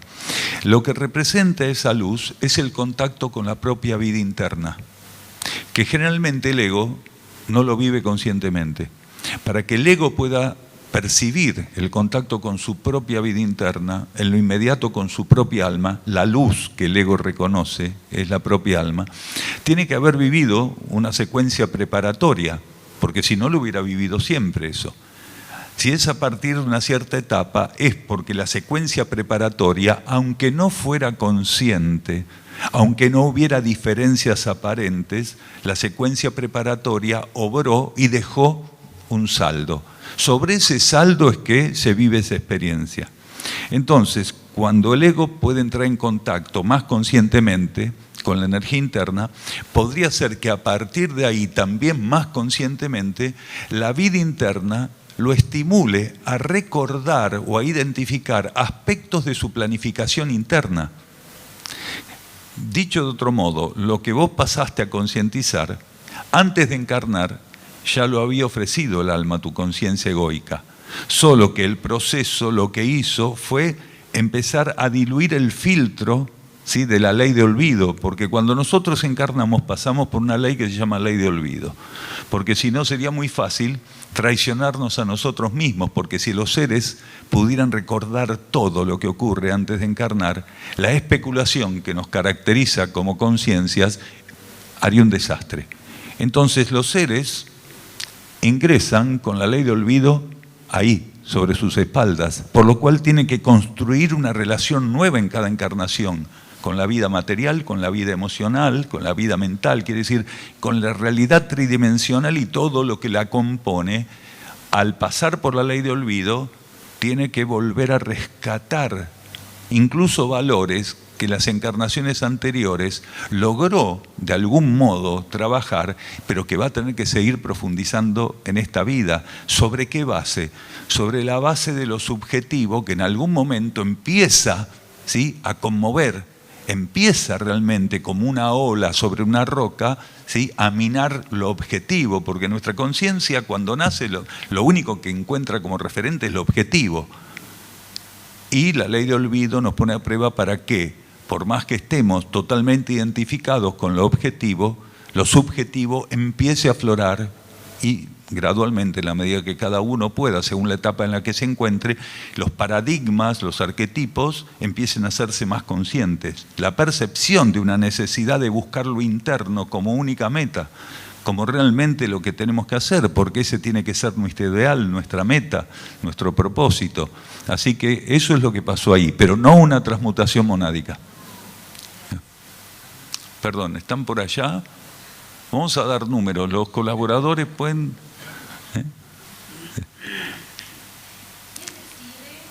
Fuerte. ¿Quién decide y en qué momento reencarnar? Buenísimo, muy bueno. Me parece que van a quedar unas cuantas preguntas sobre la mesa. Pero está bueno, porque nosotros acá estamos proponiendo lo que necesitamos al levantar la mano. Entonces, ¿quién decide? Dependiendo la etapa, si el ser todavía está evolutivamente en una etapa de inmadurez, quiere decir, por más que tiene una mónada, tiene un alma, el ego está ahí haciendo su experiencia en la materia, zambullido, dependiendo la madurez de la mónada, del alma y del ego, es que esa pregunta va a tener distintas variables. Entonces, si todavía estamos en una etapa primitiva, quien decide prácticamente todo eso es la ley de karma. Quiere decir la jerarquía kármica, lo que se conoce también como señores del karma. Los señores del karma, cuando la personalidad, el ego y la vida interna están inmaduros, asumen, ¿sí?, que ese bebé tiene que ser colocado de determinado modo. Cuándo desencarnar, cuándo encarnar. Quiere decir, la ley de karma y los señores del karma administran en las conciencias inmaduras aspectos de su proceso evolutivo y la realidad que tienen que ir viviendo, tanto para encarnar como para desencarnar. Pero a medida que vamos evolucionando, la ley de karma, como hace un padre maduro e inteligente, empieza a permitir, ¿sí?, que ciertas cuestiones queden a cargo de quién, del alma, queden a cargo de la vida interna, que el ego empiece a hacer ciertas experiencias sin tantas limitaciones e intervención de la ley de karma, lo que no quiere decir que salga de la ley de karma, sino que la ley de karma inteligentemente coloca otros límites para favorecer experiencias evolutivas que si los límites no se corren no pueden ser concretadas.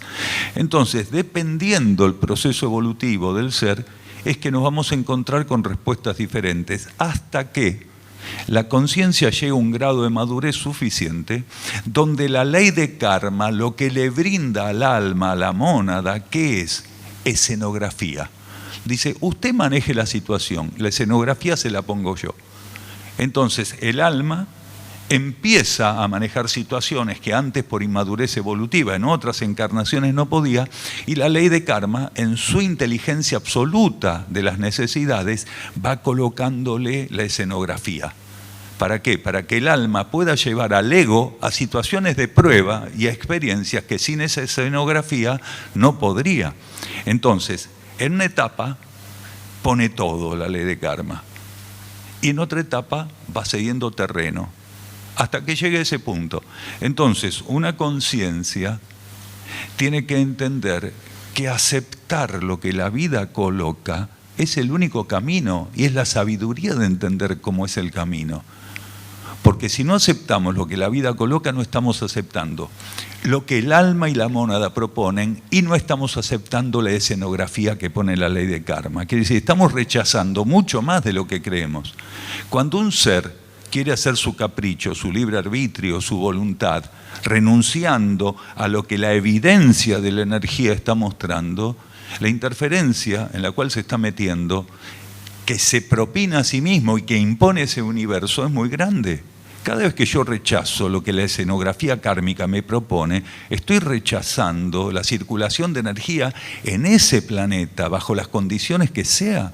Estoy rechazando, estoy interfiriendo el beneficio que ese planeta va a tener a través de mi sintonía y aceptación de las situaciones. Entonces, la situación tiene un aspecto kármico que tengo que aceptar y que tengo que aprender a desenvolver, y un aspecto interior, que es la voluntad de mi conciencia interna, que me incluye, ¿sí?, me lleva a estar presente en la escenografía que la ley de karma facilita para resolver pruebas. Porque no hay nada que se haga independientemente en los niveles internos, no hay una autonomía. La ley de karma y mi conciencia interna trabajan en unidad, trabajan en armonía, en equilibrio, en complementariedad, en cohesión. Por eso es perfecto lo que la vida coloca para cada uno de nosotros. No hay error en las situaciones que la vida nos presenta. El error va a estar presente a partir de nuestra actitud. Aquel que entiende que lo que la vida coloca es exactamente la síntesis perfecta de lo que tiene que vivir, cambia su actitud y a partir de ahí favorece que la circulación de energía en la superficie del planeta y la economía y administración de energías vayan hacia arriba, quiere decir, se superen en relación a este canibalismo energético que nosotros arrastramos hoy. Sí. ¿Hay algún motivo, alguna razón por la cual haya niños pequeñitos que se mueven? Te pido, por favor, yo te estoy escuchando, pero parate y que la gente escuche lo que estás preguntando. Para la gente, yo te escuché. Lo que quería preguntar era, ¿cuál es la razón por la cual hay niños pequeñitos que fallecen y hay personas que fallecen a los 99 años? Ah, perfecto, gracias. Gracias. El punto es este. No existe, desde el punto de vista cósmico, interno, una preferencia de que una persona viva 100 años y otra viva 10 minutos. Tanto el que vive 100 años como el que va a vivir 10 minutos va a vivir ese margen en ese momento porque es lo que necesita. Hay seres que viven poco tiempo, ¿sí?, que puede ser 10 minutos, un mes, una hora, lo que fuera, porque con esa pequeña vivencia, pequeña desde nuestro punto de vista, a ver, comparativo, analítico, racional, especulativo, ¿sí?, con esa vivencia cierran un ciclo que lo deja libre para emprender otro ciclo. Porque a veces, y nosotros no entendemos la relación de la conciencia con la energía y con la realidad, porque nos basamos principalmente en evidencias y la evidencia no revela nada de lo que ocurre internamente. A veces con una situación determinada, vivida durante unas horas de vida, ya está. Un ser cerró un ciclo, mientras que los que lo viven de afuera, desbordados emocionalmente, heridos, lastimados, ¿sí?, tristes por lo que acaba de pasar, un chico que vivió, no sé, un mes, 10 meses, para la vida interna se cerró un ciclo y esa conciencia quedó liberada para empezar otro. Si no vivía ese pequeño margen encarnatorio, no quedaba libre para empezar otro ciclo. Y lo mismo con el que vive 100 años. Si vive 100 años, es porque si vive menos, va a atentar la energía contra las necesidades evolutivas que no quedarían suficientemente redondeadas para la necesidad de esa conciencia, y no solo de esa conciencia, porque un ser que está presente en un marco planetario, en un campo planetario de vida, el tiempo que está encarnado también tiene que ver con las necesidades del planeta, porque no es autónomo el proceso. A ver, que nosotros identifiquemos egoístamente, ¿sí?, o clasifiquemos egoístamente las necesidades como que son mías, que son de aquel, son del otro, ¿sí? Bueno, es un problema evolutivo, de observación, de percepción, pero toda necesidad aparentemente individual es una subnecesidad universal. Quiere decir, mi necesidad individual tiene que ser resuelta adecuadamente porque estoy resolviendo indirectamente un espectro que abarca mi necesidad, que es la necesidad planetaria. Por eso, dentro de un cierto espectro, punto de vista, tendríamos que aprender que no existen situaciones individuales, no existen problemas individuales. Todo problema o situación es puesto a disposición de una conciencia para que lo resuelva en beneficio del universo planetario del que forma parte. Si seguimos teniendo este concepto egoísta de que es mi vida, hago lo que quiero, total a vos que te importa, claro, porque el ego sigue mirando su ombligo y piensa que el único ombligo que existe es el de él, que los demás nacieron todos sin ombligo. Entonces, realmente el proceso es este. Nosotros tenemos que aprender a ver la vida de otra manera. Si aprendemos a verla de otra manera, vamos a ganar algo sin tanto esfuerzo, porque ganarlo de otro modo sería un esfuerzo tremendo, que es responsabilidad y compromiso. Cuando un ser empieza a ver la vida de otra manera, por añadidura, su compromiso con la energía, con la vida, con la existencia, con el planeta, con el cosmos, va siendo de otro modo. Empieza a transformarse ese compromiso, esa fidelidad. No podemos ser fieles porque la fidelidad es un movimiento de conciencia hacia el propio centro superior del ser, hacia el propio centro superior del ser. No podemos ser fieles si seguimos equivocadamente pensando que nuestra vida es individual, que es mi vida, a vos no te importa y hago lo que quiero. Porque entonces estamos traicionando aquello con lo cual tenemos que ensayar fidelidad, ¿sí? Compromiso, que es la propia existencia interna que me compone, que es la que verdaderamente me alimenta y me permite estar presente en la materia sosteniéndome. Cuando yo no presto atención a la vida, a sus señales, a lo que la vida me propone, estoy traicionando a mi propia conciencia interna que me puso para atender eso. No me puso para que esté haciendo otra cosa acá, para que me desvíe, para que malgaste la energía, para que mi atención sea puesta en lo que es innecesario, superfluo, frívolo. Entonces, hay un par de cosas que tendríamos que tener en cuenta de un modo diferente. ¿Sí?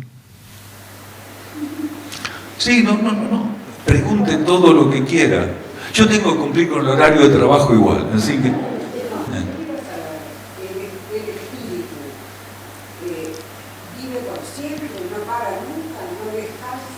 Bueno, a ver, está muy buena la pregunta. No descansa nunca, pregunta el espíritu. La pregunta sería, ¿quién descansa? Aquel que se cansó. Las leyes del espíritu no involucran cansarse, porque no hay malgasto de energía. Nosotros somos una civilización que está cansada, vive cansada, está buscando siempre descansarse, va de vacaciones, en cuanto puede va al baño y se duerme una siestita en el trabajo, si es que nadie se da cuenta. Quiere decir, nosotros continuamente hacemos un mal uso de la administración de la energía. El espíritu no pasa por eso. Quiere decir, de algún modo tendríamos que verlo simbólicamente, con humor, como la ley de compensaciones. Los que nos cansamos o decimos cansarnos y hacemos mal uso de la energía y nos cansamos más, somos nosotros. Entonces el espíritu compensa, no hace ningún mal uso de la energía, su sintonía es continua, perpetua, estable, su armonía y su equilibrio también. Entonces el espíritu no tiene opción de hacer algo diferente porque las leyes que lo rigen no le ofrecen eso porque no es necesario. Ahora, cuando la energía de la mónada, del espíritu, descendiendo, pasando por el alma, ingresando como ego a la materia, tiene que hacer experiencias, ahí sí existen ciertas etapas evolutivas, el descanso y el cansancio. ¿Por qué? Porque la energía, cuando ingresa a la materia, ingresa en un campo fricativo y no hay nada que desgaste más que los campos fricativos. El campo tridimensional de existencia se rige por fuegos de fricción. Entonces, como se rige por fuegos de fricción, nos encontramos que el estar en el medio de un incendio genera ciertos efectos. ¿Sí? Todo lo que hacemos es fricción. Cuando uno piensa, está friccionando el nivel mental. Cuando uno siente, está friccionando el nivel emocional. Cuando uno trabaja, está así el cuerpo físico, está friccionando a nivel etérico físico. ¿Sí? Ni hablar de prender un fósforo, ni hablar de rasquetear algo. Toda actividad que está presente y que se ensaya en un universo kármico de fricción, por lo cual quienes estamos en universos guiados por fuegos de fricción no podemos evitar friccionar, y la fricción es lo que cansa. La mónada no está bajo leyes de fricción, no trabaja con fuegos de fricción. Existen 3 categorías de fuego, ¿sí? En el estamento kármico de la realidad, en el campo tridimensional kármico, opera el fuego fricativo. A nivel del alma y del cuerpo de luz, opera el fuego eléctrico o solar. Y a nivel de la mónada, el fuego cósmico, que no involucra de ningún modo fricción, porque el fuego cósmico no tiene componentes fricativos ígneos. Entonces, ¿dónde se ensaya la fricción? En el campo mental, en el campo emocional, y en el campo emocional lo conocemos todos ese, ¿no? Que si nos acercan un fósforo en algún momento, vuela el polvorín. ¿Sí? Menos mal que no estamos atados como cartucho de dinamita, porque si no, juntamos un par de millones, le ponemos un precinto y hacemos volar el planeta.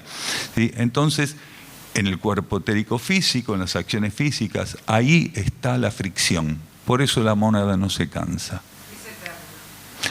Es eterna, pero no en su condición individual.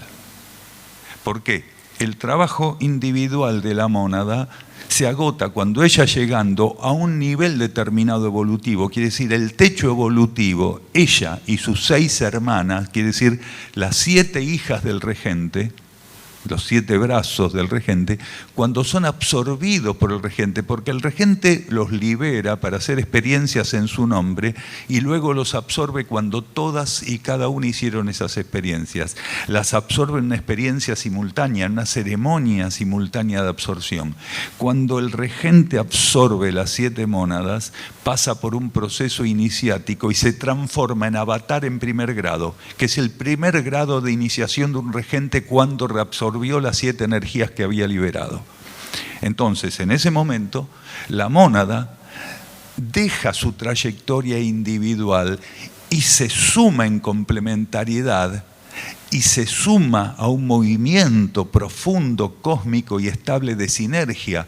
Ya la energía que manejaba individualmente, ahora en complementariedad, ¿sí?, es un paquete junto con las 6 hermanas, quiere decir, las 7 mónadas se hacen una entidad que es absorbida por el regente.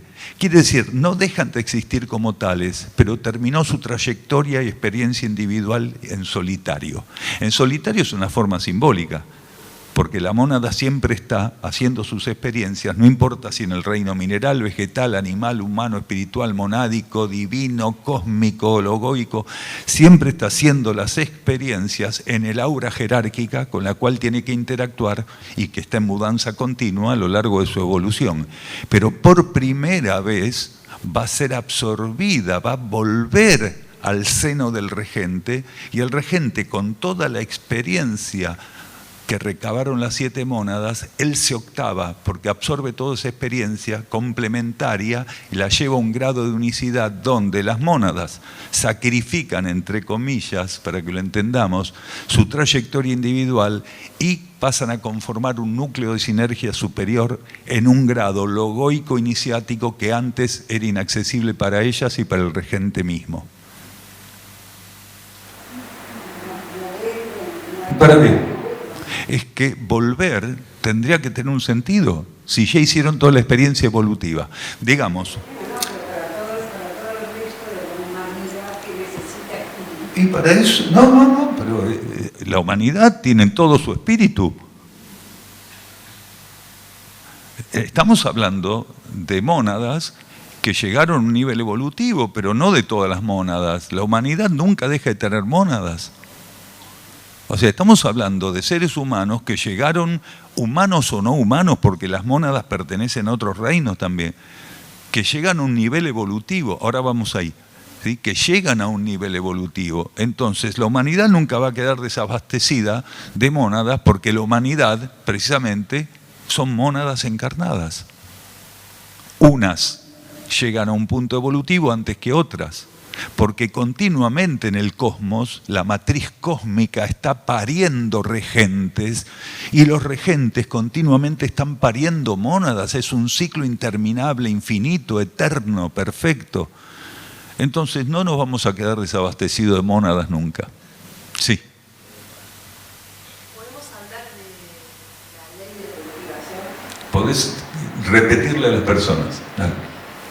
Pregunto si podemos hablar de la ley de purificación que afecta a la vida de nosotros. Perfecto, perfecto.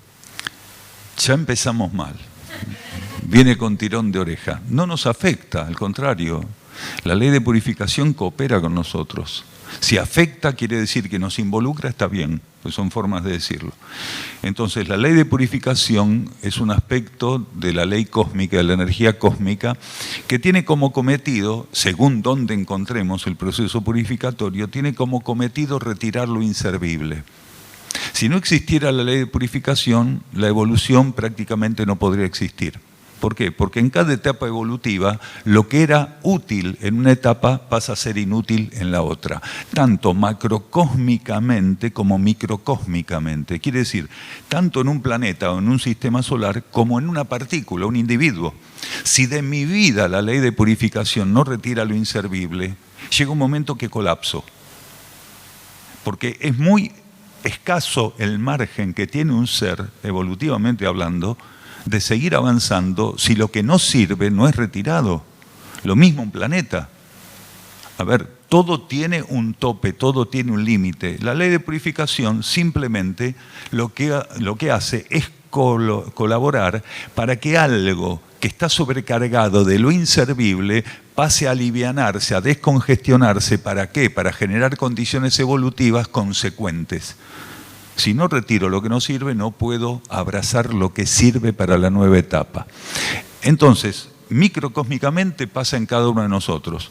Por eso hay personas que dicen, te llaman y dicen, me rompí un brazo, estoy purificando. O me agarré no sé qué cosa, estoy purificando. O me quedé sin trabajo, estoy purificando. Ciertamente, ¿por qué? Porque el ego a veces no puede racionalizar que cualquier contingencia en realidad es un agente purificador. ¿Y de qué depende que cualquier elemento sea un agente purificador? De la inteligencia cósmica, de la energía, de saber cuál es el elemento que va a permitir sacar de nuestra vida lo inservible. A ver, para una persona, una situación determinada puede ser sumamente purificatoria, mientras que para otra persona sea ridículo que ese lo viva como purificación. ¿Pero qué? La ley de purificación no actúa uniformemente, ¿sí? Rígidamente. ¿Qué hace en su inteligencia perfecta? Coloca a cada ser en la contingencia, en la situación, en la coyuntura que sirve para sacar de la conciencia de ese ser, para retirar lo que no sirve. Y para cada persona es diferente. Si bien hay purificaciones grupales, quiere decir, viene un terremoto, ¿sí? Se derrumba un edificio, mueren 150 personas, ahí hubo una purificación grupal. Lo que no quiere decir que haya sido injusto, porque no hay injusticia ninguna en la acción kármica. Lo que existe es nuestra incomprensión y esa sensibilidad que no se corresponde con la captación de lo necesario y de la verdad. Entonces lo vemos como una cosa terrible, mientras que para las conciencias monádicas y para el alma de esos individuos lo que ocurrió es liberación. Quiere decir, la ley de purificación requirió, ¿sí?, de un movimiento conjunto, simultáneo, que en este caso era el derrumbe de un edificio, para liberar conciencias de cierto tipo de carga kármica y que pudieran quedar disponibles para experiencias evolutivas según su propia conciencia interna y la ley de karma considerasen necesario. Entonces, la ley de purificación, ¿sí?, tiene que ser asistida por nosotros. ¿Cómo asistimos la ley de purificación? Hace un rato, y lo estuvimos hablando en el programa de Gustavo Rey, ¿sí?, el ser tiene que aprender, ¿sí?, a favorecer las situaciones, tiene que aprender a cooperar, no puede estar reacio a las cosas. Entonces, la ley de purificación tiene que ser aceptada, pero a partir de cierta etapa nosotros tenemos que darle un valor agregado al proceso purificatorio que se llama autopurificación. Quiere decir, no tengo que esperar que la ley de karma y mi conciencia interna me partan un fierro en la cabeza y decir purificación. Porque esto está desnudando que mi actitud es, si no me lo venís a sacar, no sale. Si no me lo venís a sacar, no lo suelto. Entonces el ser tiene que llegar a una comprensión que sería, estoy dispuesto a retirar de mi conciencia todo aquello que registre como innecesario, como inservible. Y como el ego tiene que ganar humildad, eso lo tiene que decir para su propia conciencia interna, simbolizando esto más o menos. Estoy ante vos, estoy ante mi ser interno, dispuesto humildemente a que mi ser interno me diga qué no sirve en mi vida y yo me comprometo para sacarlo. Entonces, ahí la cosa cambia. Cuando el ego se curva ante la voluntad interna que le muestra que algo no sirve, él humildemente tiene que entender que no hay nada más importante que sacar eso de su vida. Porque si no lo saca, la energía va a estar interferida para circular. Entonces hay dos etapas de la ley de purificación. Una que es inevitable y que, querramos o no, contundentemente nos va a involucrar en lo individual, en lo grupal, en lo territorial y en lo universal, en todo el proceso planetario. Por ejemplo, la ley de purificación de modo global va a operar a medida que avance la transición y se llegue al ápice. Y queda poco del ápice de la transición. Hoy hablamos de la hora. ¿Llegó la hora? Bueno, ya dijimos algo de eso. Pero también este aspecto individual, que sin importarme realmente cuáles son los patrones de vida y de conducta sociales, culturales y etcétera, que mis vecinos, mis amigos y el resto de la humanidad sostengan como válidos, tengo que tener mi propia y genuina escala de valores. Y es mi propia y genuina escala de valores lo que me va a permitir trabajar disponible para la autopurificación. Porque en mi escala de valores, primero está la voluntad interna. Y si está la voluntad interna, del modo más práctico a mi alcance, ¿sí? O el modo más práctico para con la voluntad interna se llama fidelidad. Si no tengo fidelidad y compromiso con mi voluntad interna, cuando ella me señale algo, lo veo como un adorno, como una fantasía, como una opción. Y cuando la voluntad interna, cuando el ser interno, cuando el alma o cuando la mónada, porque la mónada también puede enviar esos estímulos, me está señalando algo, no me está dando una opción. Ese es el problema del ego. El ego no deja de ver opciones, no hay opción. Opción es si me invita un amigo a tomar un whisky y le digo, no, mira, yo no bebo. Pero tal vez digo, sí, me voy a tomar un whiskycito, total, ¿qué me va a hacer? Eso es una opción. Pero cuando mi conciencia interna me señala algo, no tengo ninguna opción. Si soy realmente fiel, si tengo un compromiso genuino con la ley evolutiva, a partir de ahí, cualquier señalamiento interno paso a ocupar en mi escala de valores y en mi prioridad el primer lugar. Entonces, ¿qué voy favoreciendo? La síntesis que me lleva genuinamente a experimentar la autopurificación, porque mi conciencia está disponible para hacer todo el trabajo que corresponda, no importa si es incómodo, no importa si es frustrante, no importa si no promete recompensa, porque todo tiene que ser recompensado. ¿Qué somos, los monos en el zoológico que estiran la mano para recibir el maní? Tengo que hacer lo que hay que hacer, porque este es el tiempo de hacer únicamente lo que hay que hacer. Entonces la autopurificación me va a permitir ensayar eso. Adhesión práctica, espiritualidad práctica, mi vida interna me indica algo, cumplo. Eso es espiritualidad práctica, si no soy un teórico. ¿Por qué? Porque voy a las charlas espirituales, voy 3 veces por semana a un coaching que me enseña no sé qué, me enseña a respirar, a concentrarme en los chakras, a un montón de cosas. Pero al momento de ser obediente internamente, me conformé con la velita de la torta, con soplar la velita de la torta. Ni torta tenemos que tener, ¿se entiende? Entonces es muy importante ese compromiso que involucra la obediencia, la espiritualidad práctica.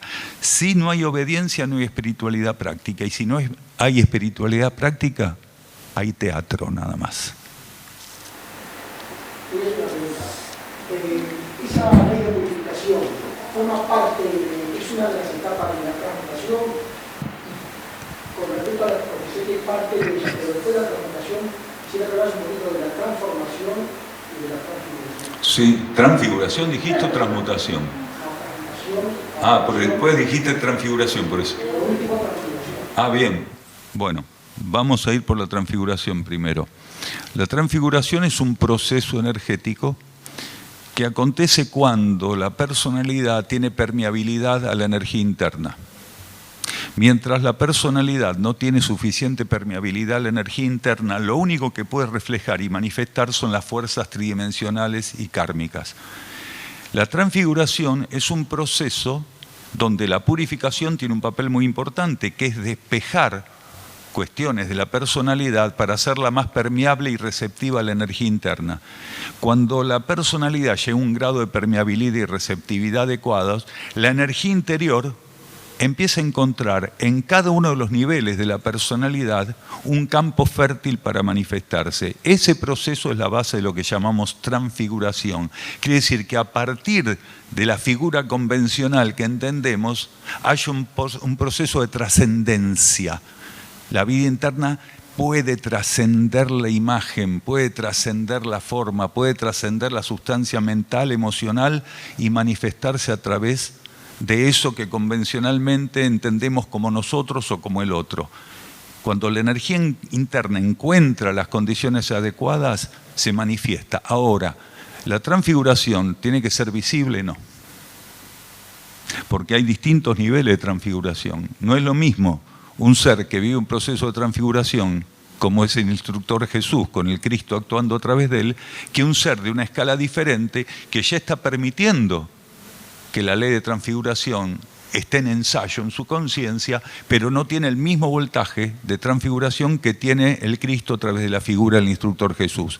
Incluso en la transfiguración, por estar hablando en un universo kármico de experiencias como esas, hay graduaciones. Entonces, eso por el lado de la transfiguración. Por el lado de la transmutación, ¿qué tiene que ver? ¿Cómo podríamos complementar el concepto purificatorio, el concepto de ley de purificación? Cuando una mónada se está disponiendo para ceder los trajes a través de la transmutación monádica, hay un proceso especial durante un ciclo, compuesto por algunas etapas particulares, donde los trajes, ¿sí?, y el ego mismo van pasando por purificaciones preparatorias que son purificaciones estrictamente exclusivas para la preparación transmutatoria, que no se dan en otros contextos.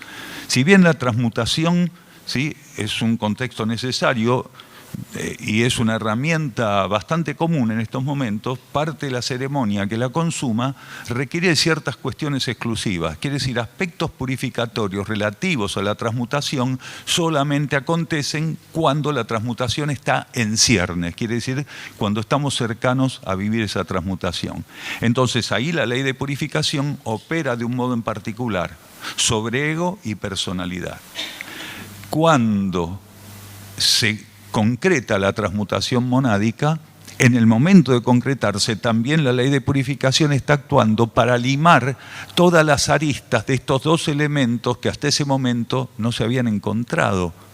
Entonces la ley de purificación, que en realidad tenemos que entender ley como acción jerárquica, no nos olvidemos que ley es exteriorización de energía, pero a su vez ley es acción jerárquica. Quiere decir, lo que llamamos ley son jerarquías que operan aspectos externos de la energía en función de ciertos paradigmas o de ciertas cuestiones. Entonces, en el momento en que se está dando, también opera la ley de purificación. Y cuando se concretó, sigue operando, porque la mónada que toma esos vehículos, esos trajes, esas personalidades, requiere que haya una adaptación cada vez más profunda, una receptividad cada vez más profunda de esos vehículos, de esos trajes respecto a la nueva energía. La ley de purificación sigue trabajando. ¿Por qué no trabaja de una vez y se acabó el problema? Porque el proceso de transformación y de adaptación tiene ritmos propios de conciencias que estamos en las condiciones en las cuales nosotros nos encontramos. Entonces, la ley de transmutación tiene asistencia de la ley de purificación antes, durante y después. Dicho de otro modo, como para profundizar el tema de la purificación, nosotros no dejamos de purificar un segundo. Solo que hay una convención que validamos continuamente y que tenemos que empezar a reconsiderar, que es que la purificación siempre tiene que ser una dolencia, un accidente, algo incómodo, triste, una prueba increíblemente de mal gusto, si las hubiera, ¿sí? No hay pruebas de mal gusto, pero para el ego las hay. Entonces, todo es purificación. lo que hicimos desde que entramos a esta sala hasta que nos vayamos es purificación. Ahora, todos están abiertos a que esta energía que juntos estamos alimentando opere como purificación. Seguramente que no, porque somos una humanidad muy heterogénea e inestable. Entonces habrá quienes en este momento y desde que empezó la charla estén abiertos para transformarse, estén abiertos para que lo que no sirve, a medida que la charla los pueda asistir y ver, vislumbrar de alguna manera lo que no sirve, que eso que no sirve, a partir de este momento empezará a encontrar disponibilidad por parte nuestra para sacarlo, para que se vaya. Entonces, no hay momento en que la ley de purificación no esté actuando. ¿Por qué? Porque la ley de karma no podría actuar si la ley de purificación no estuviese activa como una subsidiaria kármica 24/7. Las 24 horas, los 7 días de la semana, ¿sí? Porque eso es inevitable. Claro, si seguimos clasificando purificación, ¿sí?, como cosa catastrófica, entonces vamos a decir, no, hay momentos donde no estamos purificando. Y tenemos que romper con ese prejuicio, ¿sí? El alma, cuando en la transmutación. Párese y hable para allá. El alma, en la transmutación, la mónada que se retira, ¿se lleva esa alma o sirve también la herramienta del alma para la nueva? Buena pregunta. La mónada que se retira lleva una parte, como decíamos hoy, y la otra vuelve, una parte del alma, y la otra parte de la sustancia causal va para el reservorio de átomos causales, de sustancia causal. La nueva mónada que expresa y administra nuevas energías anímicas según el planeta le ofrezca. O sea, proyecta su alma en... No su alma, porque no trae el alma. El alma, como condición, se la brinda el planeta a esta nueva mónada. Quiere decir, no es que trae el alma a la mónada viene solita. Cuando llega a un planeta, como en este caso aquí, que tiene que vivir un proceso transmutatorio, asume otros trajes, la ley planetaria, la jerarquía planetaria le brinda el soporte ¿para qué? Para que manifieste un alma con las condiciones que ella tiene evolutivas, no con las condiciones que tenía. Pero los trajes sí. Los trajes sí. Lo que toma es la personalidad. Ego y alma no son los mismos, solo los trajes. La personalidad. La conciencia kármica y tridimensional es lo que va a tomar la mónada que va a hacer esa inmersión en la materia con los trajes que dejó la otra mónada, ¿sí? Entonces, cada mónada, según su nivel evolutivo, va a tener la posibilidad por parte del sistema solar y del planeta de actuar anímicamente en base a esas condiciones. Es más, hay mónadas que tienen tal dominio de la materia que están en condiciones a nivel iniciático y cósmico de manejar los trajes sin necesidad de un alma. Porque la evolución de esas mónadas es tan elevada que directamente pueden actuar por voluntad cósmica, por nivel y aprendizaje cósmico, quiere decir por nivel evolutivo, pueden dirigir directamente su energía a los trajes y con el dominio adquirido evolutivamente manejar los trajes sin la necesidad de un alma. Ahora, ¿cómo es esto? ¿Cómo se puede saber en qué caso eso ocurre o no? No se puede saber. ¿Cuál sería un ejemplo? ¿Un ejemplo? ¿Seres sin alma? ¿Seres sin alma? Bueno, no nos olvidemos que es un campo intermedio que precisamente está presente porque no podemos resolver de otro modo la evolución. Por ejemplo, vamos a un ejemplo de seres sin alma, que es más conocido.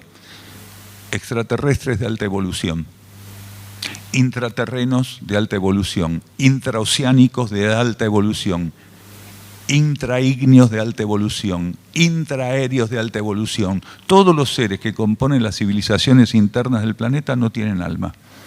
Todos los seres extraterrestres de alta evolución no tienen alma. ¿Por qué? Porque les queda chico.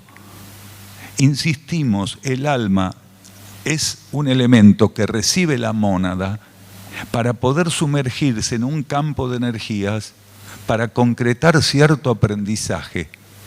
¿No dijimos que llega un punto donde la mónada es reabsorbida nuevamente por el regente? ¿Dijimos el alma y la mónada? o dijimos la mónada? La mónada. Y sin embargo, esa mónada tiene un nivel evolutivo tan grande que es inimaginable para nosotros, pero ya no tiene alma. ¿Por qué? Porque no la necesita.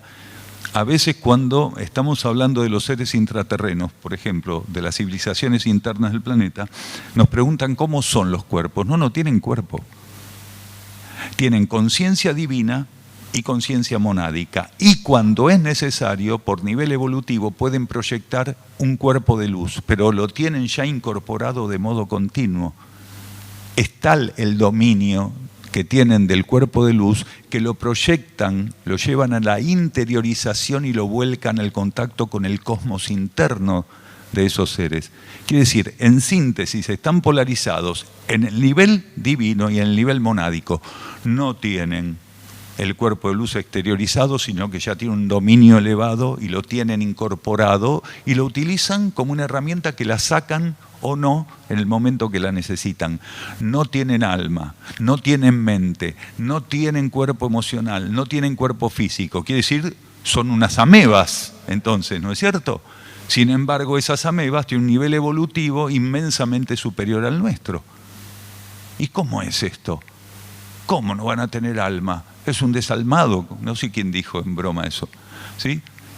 No la necesitan. Del mismo modo que hasta llegar al reino humano, en los reinos infrahumanos tampoco necesitaron alma. ¿Qué necesitaban? Una entidad jerárquica que asumiera el rol del alma individual, que se conoce como alma grupo, y que los ayudara a la conciencia monádica administrando sus energías en cada uno de los 3 reinos infrahumanos para que finalmente pudiera ingresar al reino humano consumadas esas experiencias y recibir por primera vez un alma. Quiere decir, la mónada no se perdió pasando por el mineral, vegetal y animal sin tener un alma. No se perdió, lo hizo perfecto eso. Entonces, ¿es indispensable el alma? No, solamente en una etapa. Claro, es muy fuerte cuando en el inconsciente colectivo, ¿sí?, en el campo de los preconceptos, de lo preconcebido para búsqueda de seguridad, de garantías, nosotros imaginamos al alma como algo que es algo increíble, algo que es inmortal, algo que no sé qué, algo que siempre va a existir, porque es la única manera, ¿sí?, de tener a mano, de algún modo doctrinariamente, algo que no vaya imaginariamente siempre, pero que no vaya a desaparecer. Porque todo lo que tenemos a mano va a desaparecer, por lo cual, por carácter transitivo, nosotros también vamos a desaparecer y eso no nos gusta. Pero cuando entendemos que somos inmortales, no en el concepto del alma, sino en el concepto de la mónada, somos mónadas que pasamos por infinidad de procesos, planos, niveles, dimensiones, donde recibimos almas infinidad de veces cada vez que estuvimos en un planeta o en un sistema solar. Podemos prescindir tranquilamente de las almas cuando la ley evolutiva, las jerarquías y la energía nos dicen, listo, no la necesita más. En esa época, cuando lleguemos a esa etapa, que vaya a saber cuándo, no vamos a tener apegos, porque los apegos son una de las cosas que habremos perdido, por lo cual estamos totalmente abiertos a no tener alma en esa etapa, por decirlo con humor, ¿sí? Entonces, tengamos en cuenta que somos mónadas, no somos almas. Dependemos de un alma en ciertas etapas, claro, porque la relación con los niveles supraanímicos, quiere decir con el nivel monádico, todavía es imposible de modo directo. Necesitamos ese elemento que adapte a nivel anímico, para los niveles infraanímicos, adapte la energía monádica. Pero todo eso es transitorio. Lo que somos eternamente es mónadas. No importa si estamos en un contexto individual de la existencia o ya somos absorbidos en el regente del cual somos hijos, proyecciones, y comenzamos una etapa superior. Quiere decir, por más que pasemos a estar del contexto individual al contexto de entidad monádica, ¿sí?, siempre estamos creciendo como mónadas. Eso es inmortal e infinito. Gratitud. Muchísimas gracias. ¿Sí? Así que los mismos que escribieron estuvieron haciendo otras preguntas. Esto queda acá. Es material riquísimo para ir a otros lugares, porque lo llevamos... ¿Eh? Y sí, claro, faltaban. Acá tenemos con 3 preguntas o con 2, hicimos toda la charla con la brillante colaboración de los participantes. ¿Sí? Gratitud.